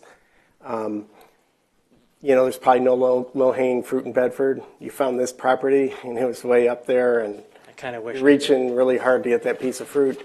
And I can't support it because anything that you're asking is to keep this nonconformity going into perpetuity, and that isn't the intent, I think, of the ordinance. And there is no hardship. I mean, there shouldn't be this many properties or dwellings on this one property. It's just overrun, I think. But it was there when the ordinance was drafted, That's right. right? So, Yeah, I mean, it's grandfathered in. So if we take no action tonight, what is the property owner, what is his next avenue? He just goes and refurbishes 47 and 39 and call it good? Well, first of all, I would advise you to use a double negative, not to take no action. You need to take action one way or the other, to either grant the variance in whole or in part, or in subsections, as you discussed, or to deny it. Correct. So if we deny the variances. If you deny it, then he is bound by the ordinance to refurbish the buildings he wants to refurbish, which would not allow him to raise the sidewall height or the pitch of the roof, and would only allow him to stay within that budget of can't exceed 50% of the assessed value on the structure that you're rehabilitating. But that would be what he could do. But that's not going to help out the residents that live around him because we're going to get a lot of what's already there. I mean, we'll call it what it is. That's the dilemma. That is the dilemma. That you're faced with. And correct. I hesitate to do this, but maybe it'll help you and make your decision. Maybe it won't, if I may address the applicant. So I know you're a good businessman. I know you have a business plan that relates specifically to this property. So, and you don't have to answer this if you don't want to, but you've part of your presentation is if you could build a duplex, you could attract a better renter. And better renters are normally attracted by a nicer unit and higher rent. So what's your business plan state in terms of what, if you build a duplex for each unit, what would you project the rent to be? So this market's a little new for me, but let me answer it in two ways. I think that if I fix the properties up right now and just did the minimal, you're probably going to have rents in the $500 to $600 range because they're just not impressive, right? Okay. Per unit. Per unit, Yeah. right? Okay. So maybe a little bit higher in the future, but that's, I think, realistic starting point. Sounds realistic. Yeah. So in terms of a duplex? Duplex, brand new, now you're talking probably anywhere from 1,100 to 1,400. And the reason I say that is I met with Bryce Bankowski. He built those units down on Secor. He's, I think, around the 1,400 mark, and they're going to be similar. Secor and Dean? Yeah. Okay. Yeah. So just, that's some food for thought for you. But that doesn't answer the ordinance questions. That's his presentation that, hey, if I can improve the property, I can increase the rent in the duplex, and I can attract a better renter. That's part of his presentation. Does that answer the question of the ordinance? No, it really doesn't. But if you're searching for something, that's just more information.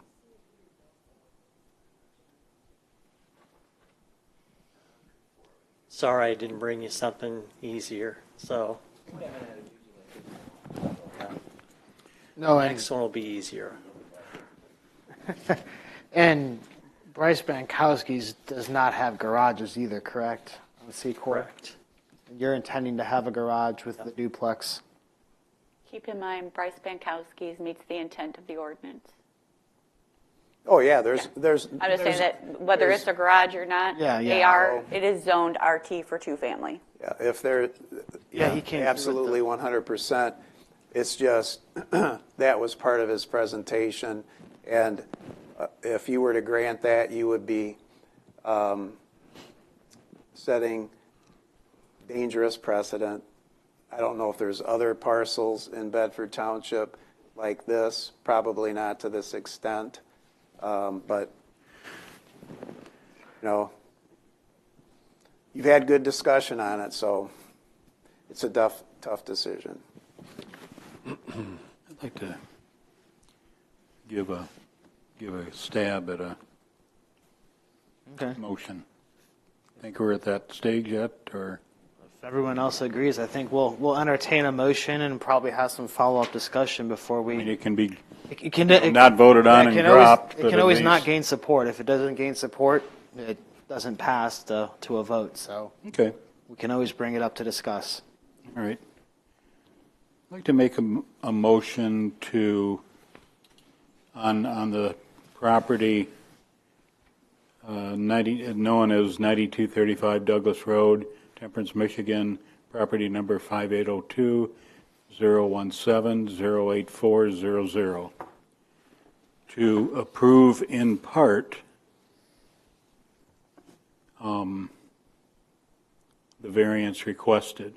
And the part that I propose to approve is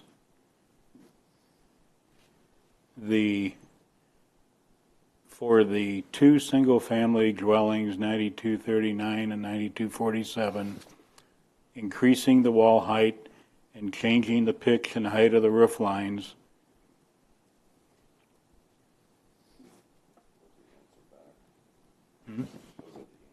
Yes, the two units in the back. Sorry, the two single-family units and so increasing the wall height and changing the pitch and height of the roof lines only, not to construct any additions to either one of those structures.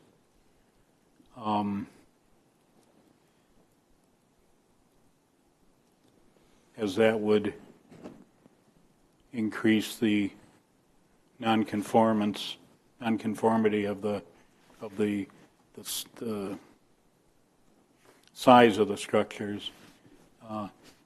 This motion does not include any approval for a 30 by 40 or any other accessory building on the site.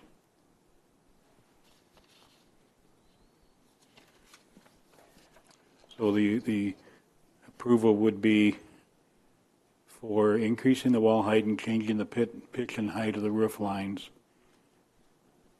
And it would also include a privacy fence, whatever the height allowable, I believe it's 6 feet, along the south property line to screen off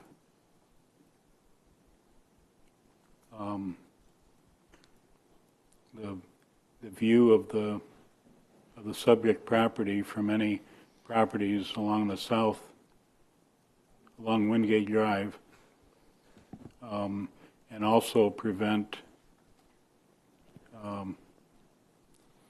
people traffic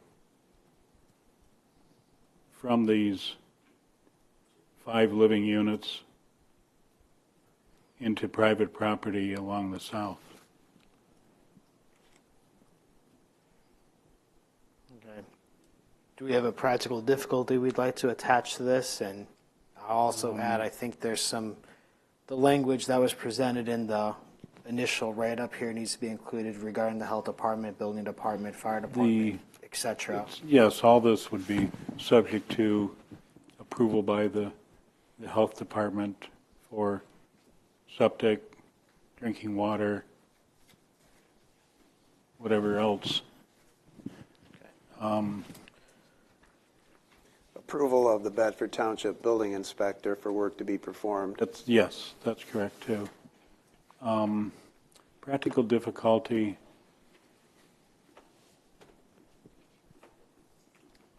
is trying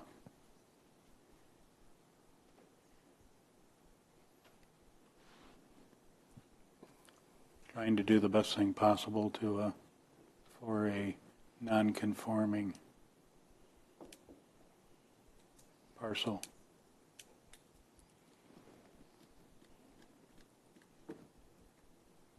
I'm thinking on that one. The difficulty we have is no matter what we do, this is going to continue on. And can we at least make it a little bit better? Perhaps, based on the motion and perhaps moving forward, or do we, leave it as is and it's as good as it's ever going to get as it sits, I guess, is kind of where we're at.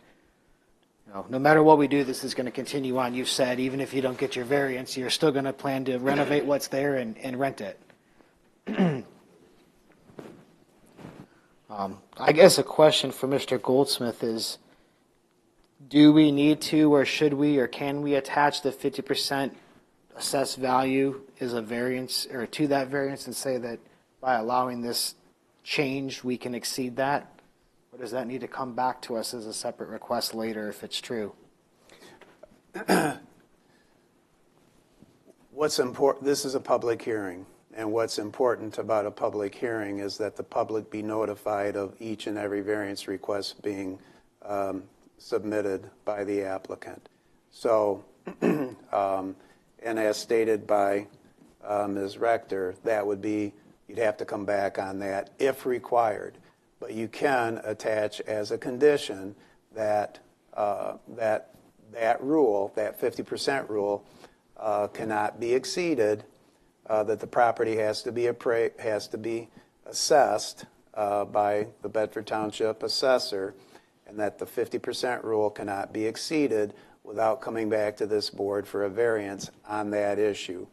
I'd also recommend or suggest for your consideration that you simply state, other than Bob's motion, that all other requests set forth in the application be denied.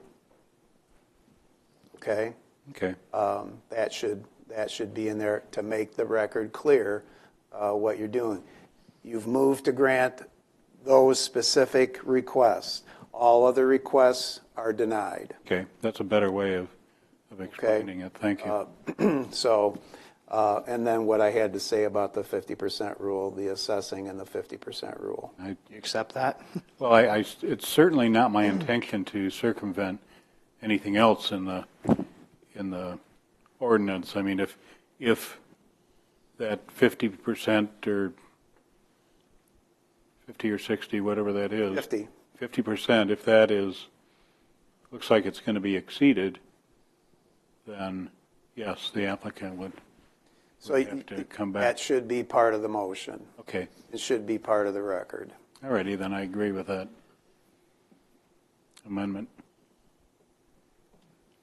Okay, so I think as we sit, the summarize, we're looking to potentially vote on granting the variance at 9239, 9247 to increase the wall height and the roof pitch only. No other variances to the property would be allowed, subject to building code, fire code, health department approval, as well as providing a privacy fence on the south side of the property for screening, and the recent 2 additions about the 50% of the assessed value, and no other addition or changes to the property. You might Summarize also everything. want to put in there, you might also want to state, maybe it goes without saying, that the building footprint cannot be expanded. I think that's what Mr. Potter was stating, but the building footprint cannot be expanded beyond that which is presently existing. And from a discussion point, I can get on board with that. I think we are still meeting the spirit of the ordinance of not increasing what's there and working with what's there if we're moving the roof. But before you get to discussion, you need a second. And I have one other question. Being that it was conditioned upon installing a 6-foot privacy fence, can we have that included, that it be shown on the site plan to the building official to show that it is exceeded, to the extent of the 2 structures being repaired from the front? Because you want it from the 9235 back to the structures, correct?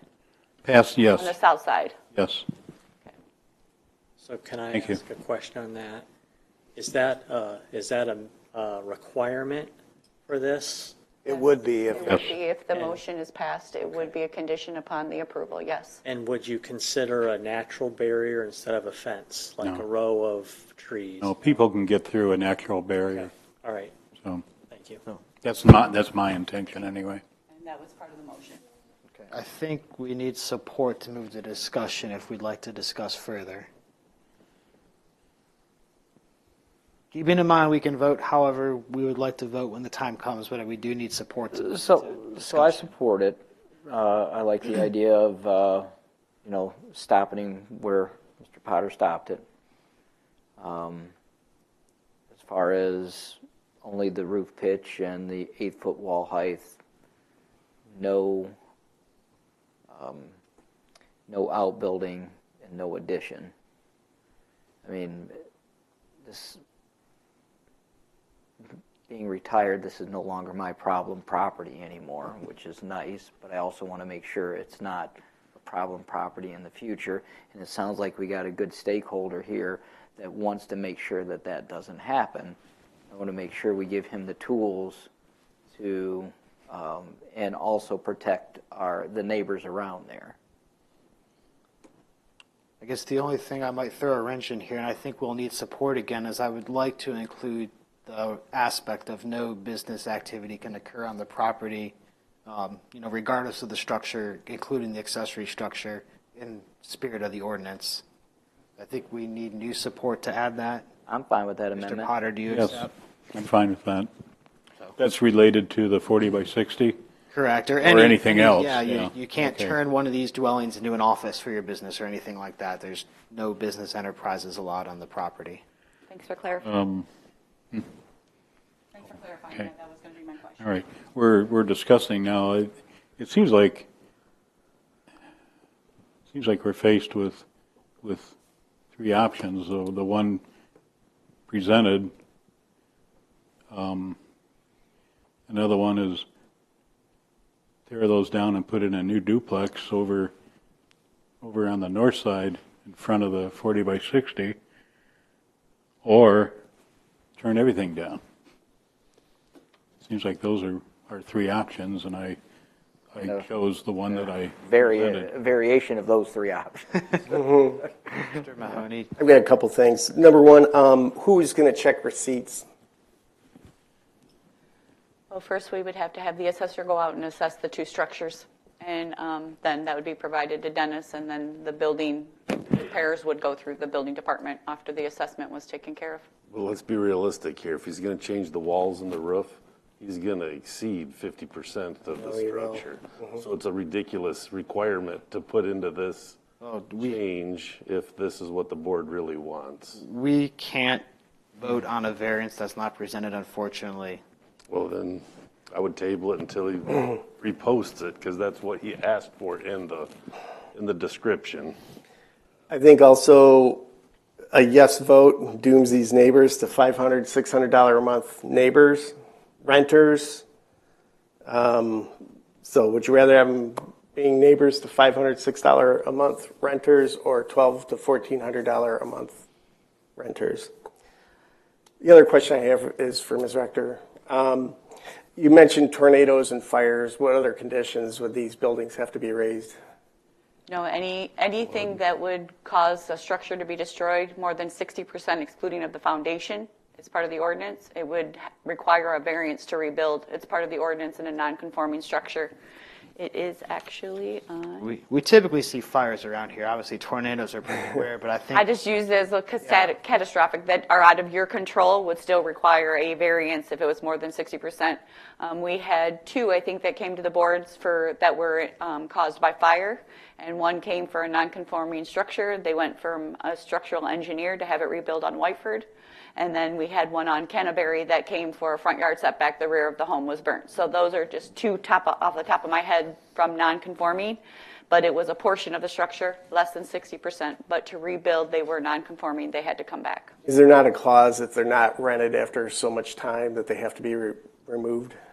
There is a clause in the ordinance that says that. But I believe Mr. Goldsmith touched base on that. And I'll let him speak on it again.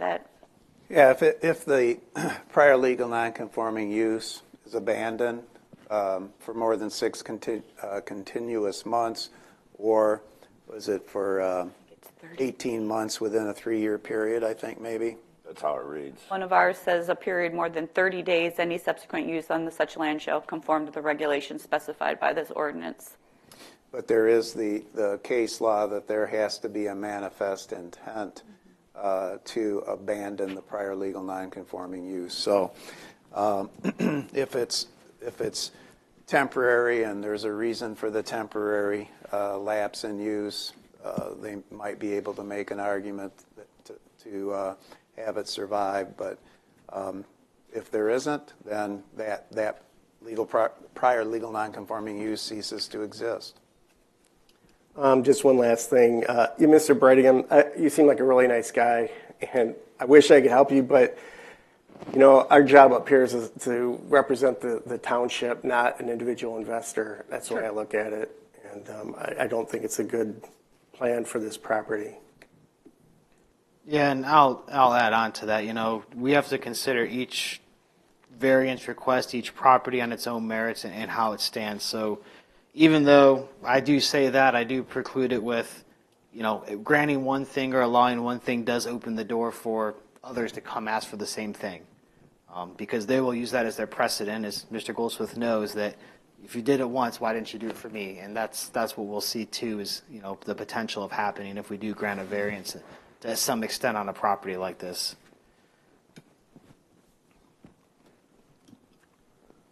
Sorry. One question. Yell at me next time. No, that's all right. I'll wait patiently. Go ahead. The ordinance, the way it reads, it says 30 days on land, but then 6 months on structures. Is that vacant land? If somebody had something just vacant land, it would be 30 days. But if it's got structures on it, it's 6 months. Yeah. Yes. Where are we at in the 6 months? If nobody's lived in these since July, are we already at 6 months? Are we past 6 months? I don't know the exact. I would say again, being fair and having done this for a pretty fair amount of time, that there has been no manifest intent to abandon the prior legal nonconforming use or the structures. There's been steps taken by the applicant to refurbish and to come before the building application made, conversations with the building official. So we're not there yet. So he can re-rent these things? Yes. He fixes them up? If you, yes. Yeah. Because there has been no manifest intent to abandon. Right. I guess, I'm with, most of the board member. I mean, I'm all about somebody fixing it up and making the neighborhood better, the property better and stuff, but I think we, not having a hard difficulty, or I don't think anybody's mentioned a difficulty yet of any kind.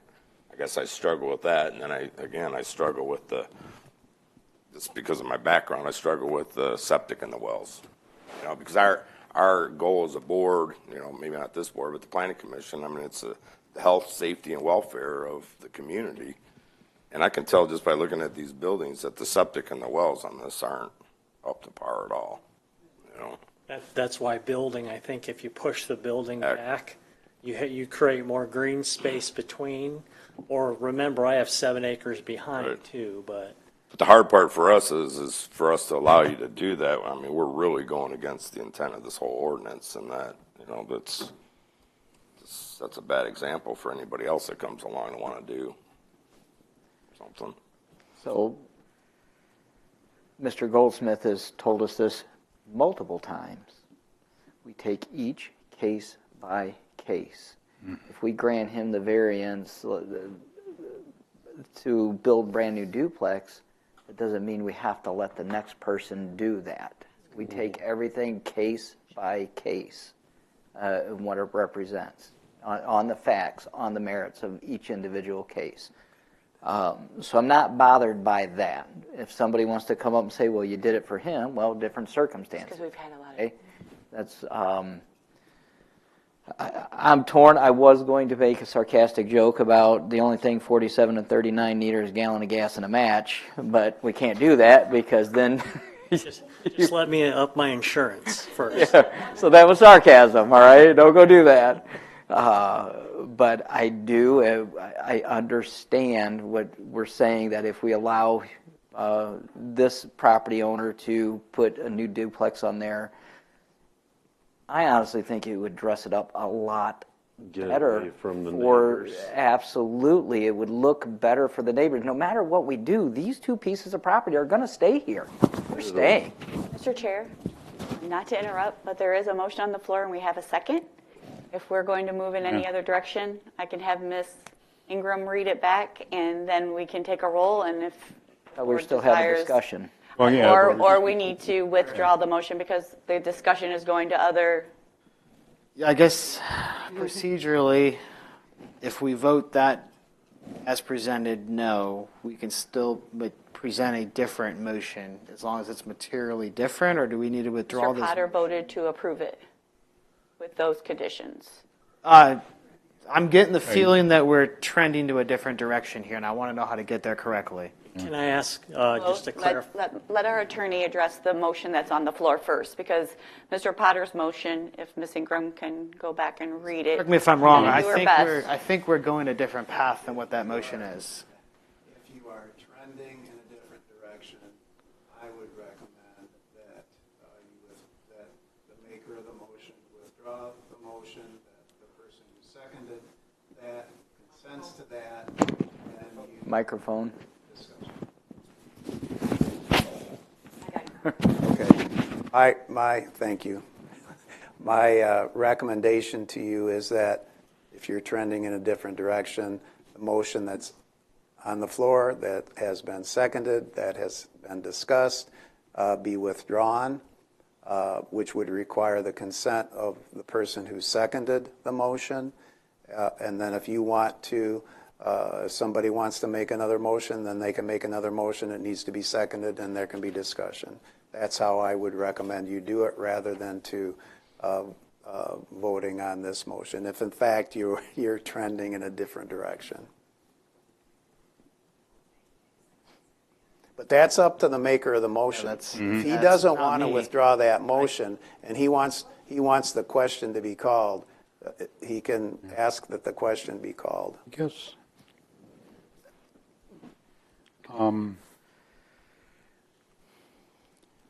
listening to Denny, it seems like the motion I made is just passing the buck, basically, to sometime in the future, because the applicant is going to find out that the 50% threshold will be met really quick. So I'm going to withdraw the motion because I can see where it doesn't really make any sense.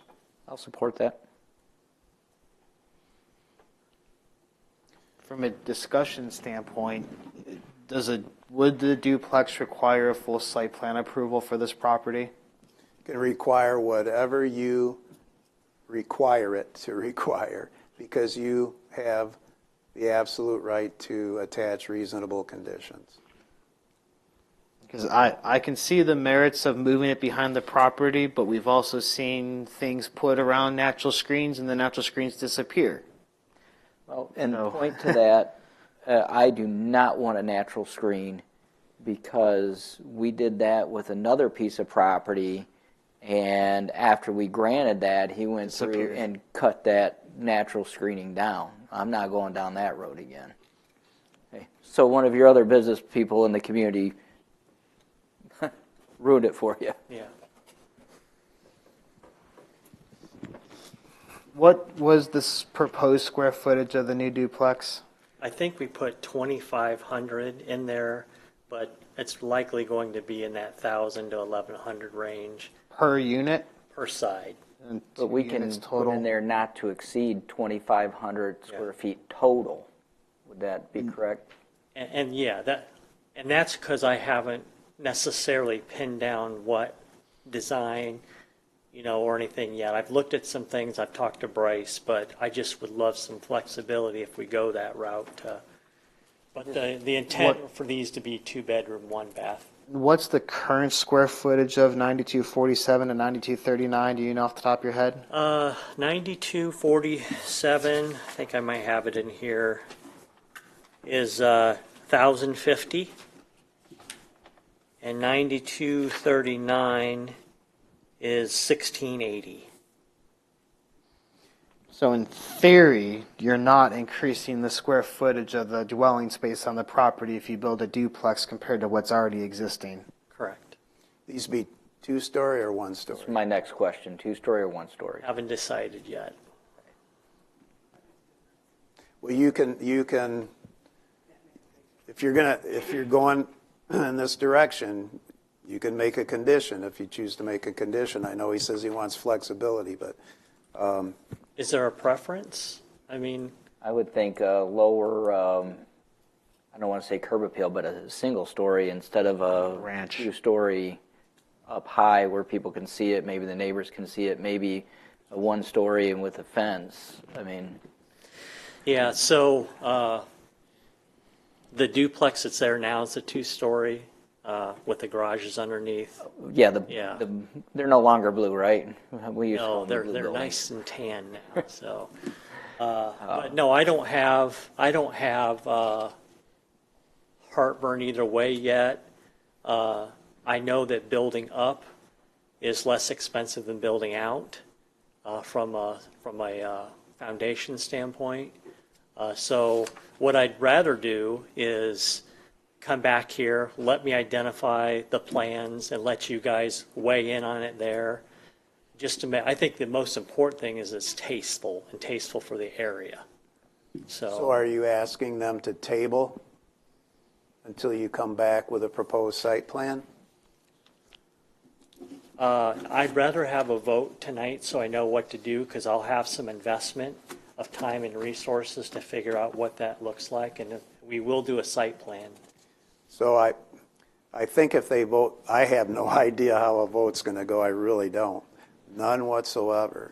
But I think if they vote tonight, it's likely that they will attach conditions to the motion, and based on what I hear, one of those conditions might be if a motion's made, seconded, and if it passes, that it would be a 1-story. That's what I hear. And I would encourage, if you're going to require a site plan, if that is just going to be a plot plan to the building official, I would encourage that all setbacks requirements for an RT two-family development shall be met, because if we move the structure to the rear, then that puts that accessory building on the north side in the front yard of that two-family home as well.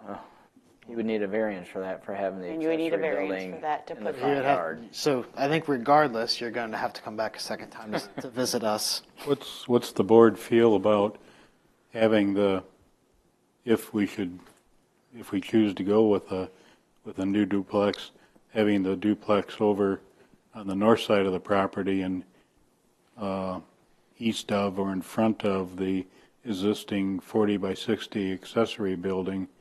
That would put it, at least it would move 2 living units further away from the neighbors along Wingate. I think, correct me if I'm wrong, there's also dwellings on the north side as well, or I think There is. the top of the. There's another home on the north side. Yeah, there's a tree line there. I would be concerned the depth there for any well and septic too. You might be limited because it's not as deep as if we kept it in the back. I think you'd have more flexibility where you could place it. Well, putting it in the back cuts more trees down, keeps it close to the folks on Wingate. If you put it in the back in the middle, it's about as good as it's going to get in terms of being away from any properties. I guess that's the only thing, is we are creating another variance request by doing that. I don't know that we've intentionally ever done that. But not if it was Up here. there. It ends up occupying what could be looked at down the road as a vacant 5 acre, a potential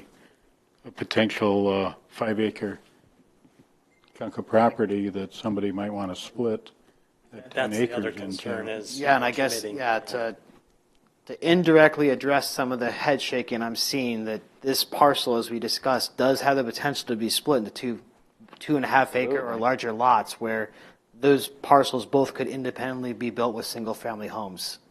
So there's always the potential this could completely change course if the applicant chose to, and they would need a frontage variance, but it could be split into 2 lots.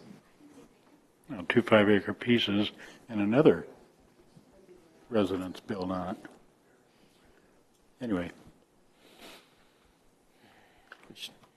if we were going to go with Which is typically what we see on these lots. Usually folks are looking to split them and looking for a small frontage variance or acreage variance to make a split. It's almost monthly here. I mean, that's several times a year we see people splitting property and building separate homes or selling off. I'm with Mr. Dersch. If we grant the duplex variance, then that puts the existing accessory building in the front of the duplexes, but would it be considered behind 37 and 35, so it still stays? I mean, is that how you can look at that? So we wouldn't need a variance for being in the front yard? Depending on where the duplex would be constructed. The other ones are not in play because they exist. And so that's part of the prior legal nonconforming structures. But if you allow a duplex to be constructed on the site, depending upon its placement, because it's a new structure, you could possibly need or the applicant could need a variance if that existing accessory building is forward on the roadside of the new structure. I just want to leave a headache for the board that has to deal with it 50 years from now, like the board did for us 50 years ago. It's going to be in 6 months, and I guess that's the word of caution to the applicant is you may not get the same 5-member board if you come forward even in 3 months. If there's an alternate or a fill-in, and if you come next year, you're definitely going to get different board members. I don't know how fast this project's going to move. So word of caution, that is a potential that could get denied in the future. And if we don't allow that, it would have to go on the other side of that building at that point and then meet all the setback requirements, et cetera. If the desire was to place it in the back, which I think we might be leaning towards. But still, going back to the problem, even with the last motion before it was drawn, we couldn't come up with practical difficulty. And that is something that we're bound by, we have to. Same way with this one, with the duplex. I'm still trying to figure out a practical difficulty.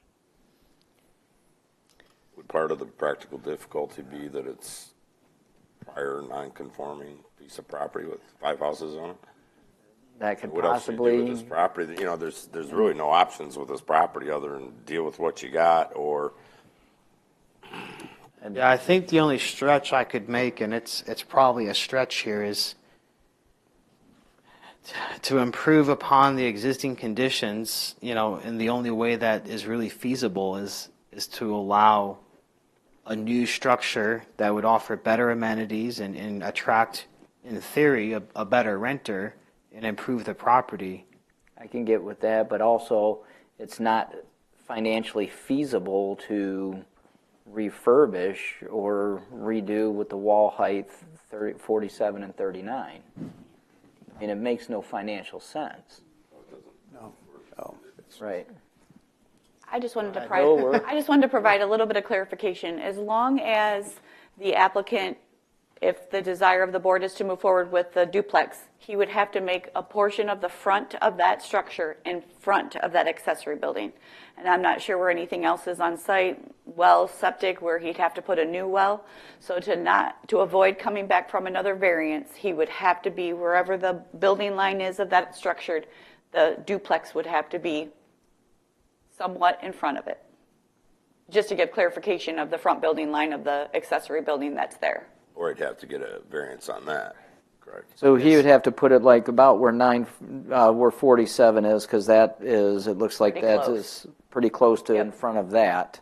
So it couldn't be pushed back without a variance. Correct.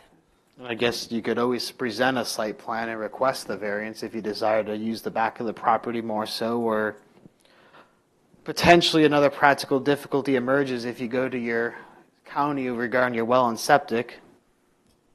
There's always the potential that may dictate where that building has to go, in which case you would be back in front of us again and we would have to discuss those merits. And keep in mind, this board, and we cannot vary from any of the county agencies or the health department. So if they make a determination on the well and septic, he cannot ask for a variance from this board for that.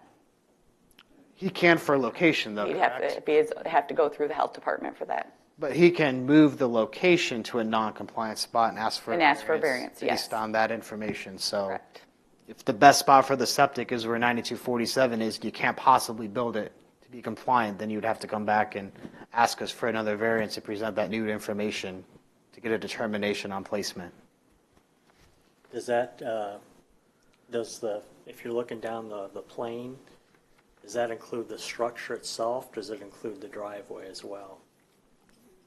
The structure, you have to be behind the front building line of the accessory building. The driveway has nothing to do with it. Okay. Line You would have- the two fronts of the buildings up. Yes, and then keep in mind, you'd have to meet, if the board desired to move for the duplex and make it a ranch style, you would have to meet the setbacks from the structure to the two-family, and then from the, I think that's the only other structure, depending on how big the structure was, or the roof line. Just a quick question. The folks that live on Wingate, is it, south of there, are those all well and septic homes? Yes. Yeah. If they are?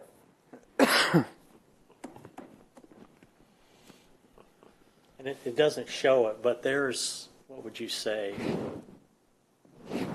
20, 30 yards of buffer between the lot line and and Wingate as well. So you do have some space. Unfortunately, the trees were cut down, but. Yep, that's all privately owned property. That is correct, yep.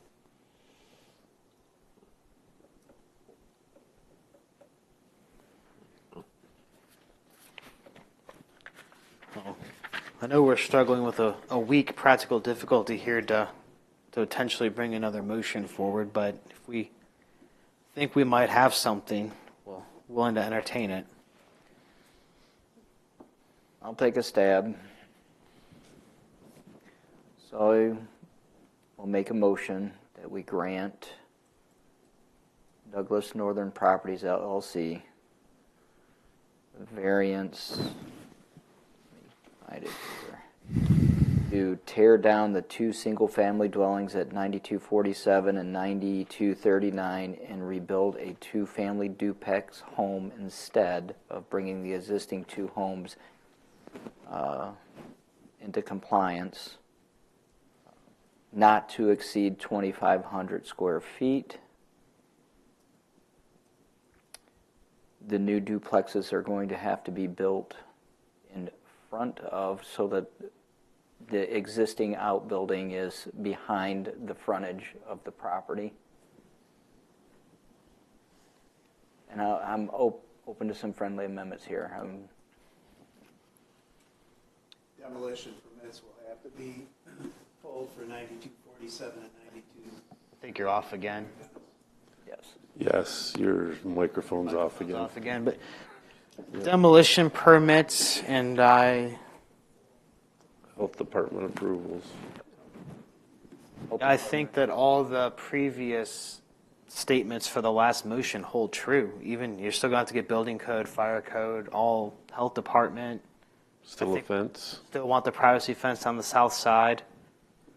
It just has to be restated as part of this motion. I'm good with that friendly amendment so far, Mr. Dersch, with the property.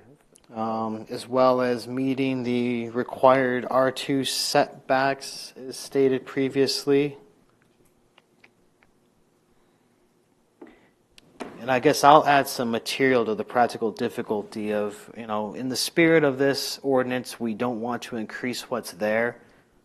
Based on what we are considering, we are at or below the existing square footage on the property. I would argue that we're not increasing the non-compliance, and at that point we are making a situation better, that our hands are kind of tied, unfortunately, with modifying what's there versus potentially building a new structure that would attract a better renter in theory and make the area a little bit nicer. And unfortunately, if no action is detrimental as action at this point, because it's going to continue to exist as it sits. Yeah.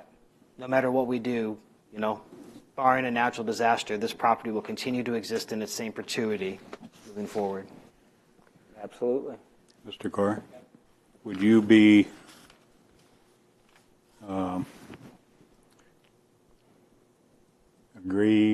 agreeable to moving the proposed duplex, instead of in the neighborhood of 9247, further northeast on the other side of that main driveway in that open field area in front of the 40 by 60 accessory building? I have reservations with that simply because of the unknowns. Is there enough property, enough room to put a well, put a leach field, a septic tank? That is an unknown. I mean, if I agree to that and he moves it over there and there's not enough room when he does his site plans, then our hands are tied. Yeah, well, there's more space over there than there is around the existing 9247. I just don't know. Yeah. Yeah, if it matters, my intent is not to cut down a bunch of trees. I bought that land because I love the land and the trees and everything about it, so. I think I do want to add a couple more here. I think we do want the assessor to come out and still complete that action we talked about before, just so we do have the properties documented that are there and what their value is in case there is something that comes forward again, as well as the site plan approval we discussed, which, for clarity, does that just go to the building department, or is that a full planning commission review? How does that work for a duplex in that sense? I believe in this case, it's going to be a plot plan sketch layout for the site plan that would go just to the building official. I would encourage for anything that the board's desire is, such as the fencing and all that, be shown on there to the building official so it can be determined before a certificate of occupancy is released to the property that all the requirements from the variance have been met. And Mr. Dersch, this motion does not include the approval of a new accessory building or any accessory building. Correct, and no business enterprises on the property Correct. can be operated on there. Mr. Mahoney, how do you feel about the site plan piece? I guess that's the one I'm struggling with here on making sure this is nice and what we're hoping for at the end of the day. Well, I'm still not clear what the practical difficulty is. Number one, I don't know that you're going to build 1,000 square foot duplex and command $1,400 worth of rent on that property, because these people still have to see 9237 and 9235. They're not attractive buildings, my humble opinion.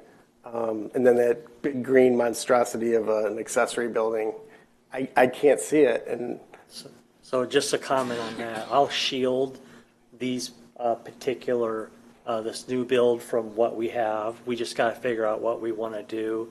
And the ugly green building is going to be an ugly tan building come spring. So we'll make some site improvements and dress it up the best we can. Yeah. But I understand your concerns. Yeah. I think we're looking for any further amendments or support to Well, potentially do we bring this need to- anything else in there, or? I mean, we still have to go over practical difficulties. Yeah, I think that's the hardest one I think we're still struggling with. We struggle with the fact that it does make no financial sense to do the original motion and the original repairs because they were so costly, and we have used that as practical difficulty in the past with other things. So that is one. Yeah, unfortunately, some more information on the property would have helped guide us on this, I think.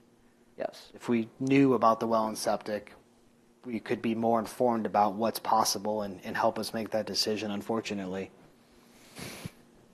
So just a comment on the septics. I've already spoken to the Environmental Health Department, and if we went with a duplex, we would have form a brand-new septic field for the duplex.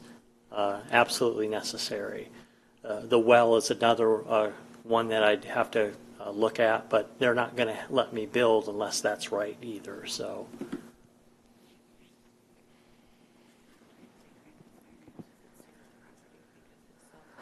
Well, there's a motion.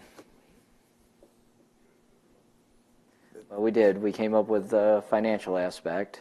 Well, make it a condition. And upgrading the Require that, but make it a condition of the property. Because regardless, we take no action, it stays the same. It is going to stay the same from here to eternity. Yeah, the best I can come up with is we're maintaining or reducing the square footage of what exists, but improving it as much as practical within the limits of what we can do. Increasing the square footage according to your website. Mr. Chair? I'm sorry. I would encourage, if the board's desire is to move in this direction with the new build of a duplex, looking at it as a new dwelling on site as a two-family, I would encourage maybe a condition that specific structure have its own well and septic, because the variance would stay with the property moving forward if something happened to any of the other structures. They would require a variance, and then we would be increasing on an existing well and septic with a new structure that was approved with a variance. Just a thought. The one other clarification I would like is, I think somewhere you asked for garages to be on the duplexes, and if the board could either yay or nay on a garage. Yeah, you don't count as living space. No, I'm just saying, is he allowed to build a garage? Right now, we have just 2 dwelling spaces. Would the duplex be allowed to have a garage? And dwelling height, I don't think we. The footprint would be larger.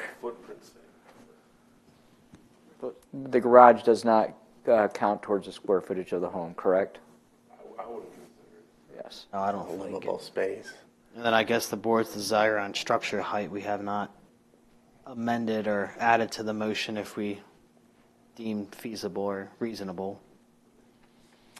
I'd like to see a more creative plan for the parcel altogether. You'll get it. That would have been nice. This is just more of the same, and it keeps it going and going. Doesn't solve the nonconformity issue. Yeah, either way, we wouldn't, unfortunately, resolve that. So, unfortunately. Yeah, I'd say rezoning would be the only real way to fix this, as I think we hit on at the very beginning, or a land split in 2 single-family homes. Yeah. Just typically, again, what we see on these type of properties, these long, skinny ones like to be split.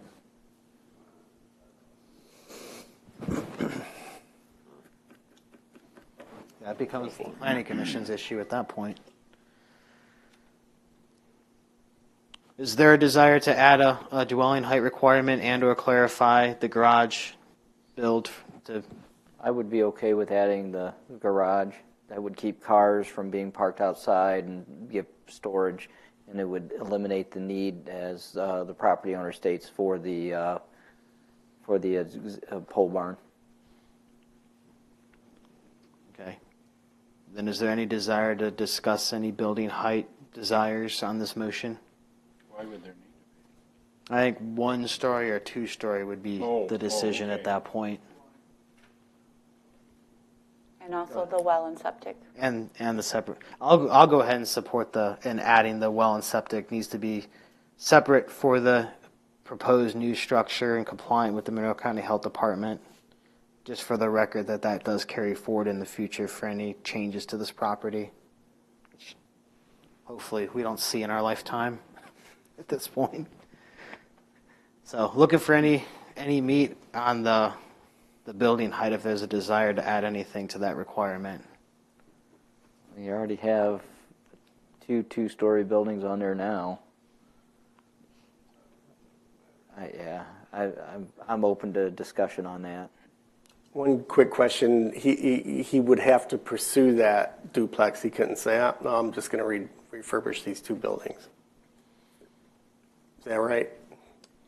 As You wouldn't have a choice, right? Yeah, as presented, we are denying any other variance request that's been presented in front of us. So the only course of action would be to demolish, and there is a timeline, right? It's 6 months. We have to start demolition and move forward with this.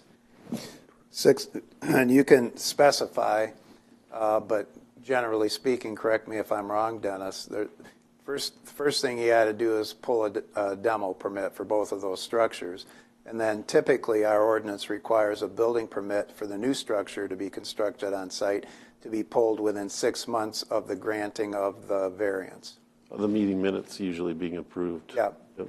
Yeah, the meeting minutes will be approved at the next meeting. I don't know if we're having a meeting in April or May at this point. There's applications existing, but yeah, that's right.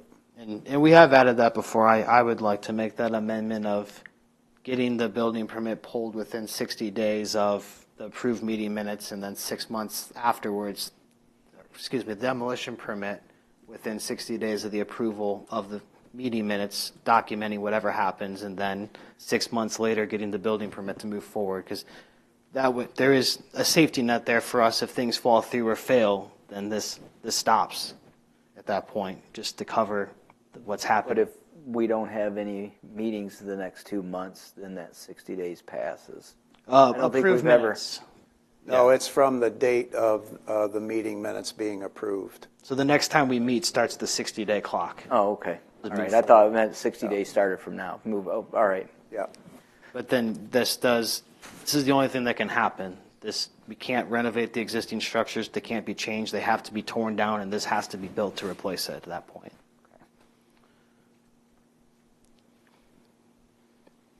So this was a hoot. Holy cow.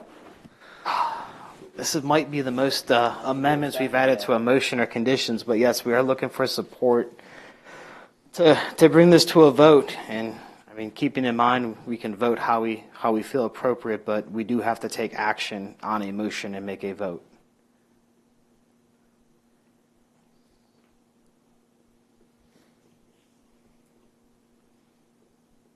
Bueller?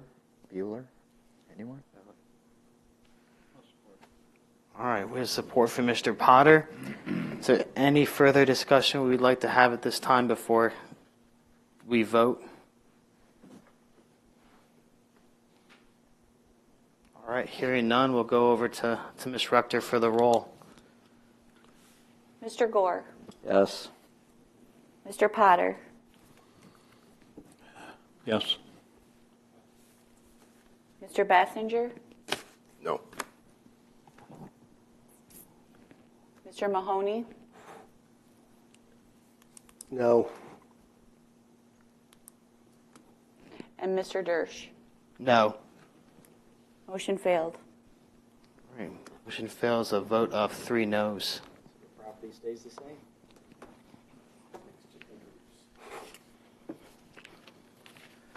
All right. Thank you, applicant. We'll go ahead and open it up to public comment if there's anyone else that would like to come up and state their name and address for the record. All right, seeing none, we'll move down to board and staff comments on my right, starting with Ms. Rector. Phew. Next Monday is that was a discussion. Next Monday is the deadline for the April 1st, May 4th, April 1st meeting by noon. So I will send a notice out on Monday or Tuesday to let you know if there will be a meeting in April. Has there been any interest yet? I'm sorry? Has there been any interest yet for the April meeting? We've had a couple inquiries, but as soon as it's usually by noon on Monday, so I'll let you know as soon as I can. That way, then, if you have anything going on, you can at least let me know if we need an alternate. But it will be noon by Monday, May 11th, March 11th. Sorry, I can't get the month straight. Nothing for me, thank you. I have nothing. I have nothing. Nothing. Thank you to the board tonight for being here. I appreciate all the discussion. I know this was probably the toughest one I've seen in the last 6 years, so I appreciate it. Thank you. Nothing. Nothing for me. I just got to piggyback on what Mr. Dersch says. This has always been a great board. We have great discussion. I respect everybody's opinion, what we discussed. And, it is what it is. Just thank you, everybody, because I've been in a lot of contentious meetings with the trustees, and I've never had that here. I've never felt that way here. So, again, thank you, Phil, for all your help in guiding us. I appreciate that. And thank you for all the work you do, Jody. I appreciate it. And Katrina. Thank you, guys. Again, thank you, everyone, for the friendly discussion as we move through these. So we'll go ahead and look for a motion to adjourn tonight's meeting. Motion. Support. Mr. Port, all in favor of adjourning, aye? Aye. Meeting adjourned.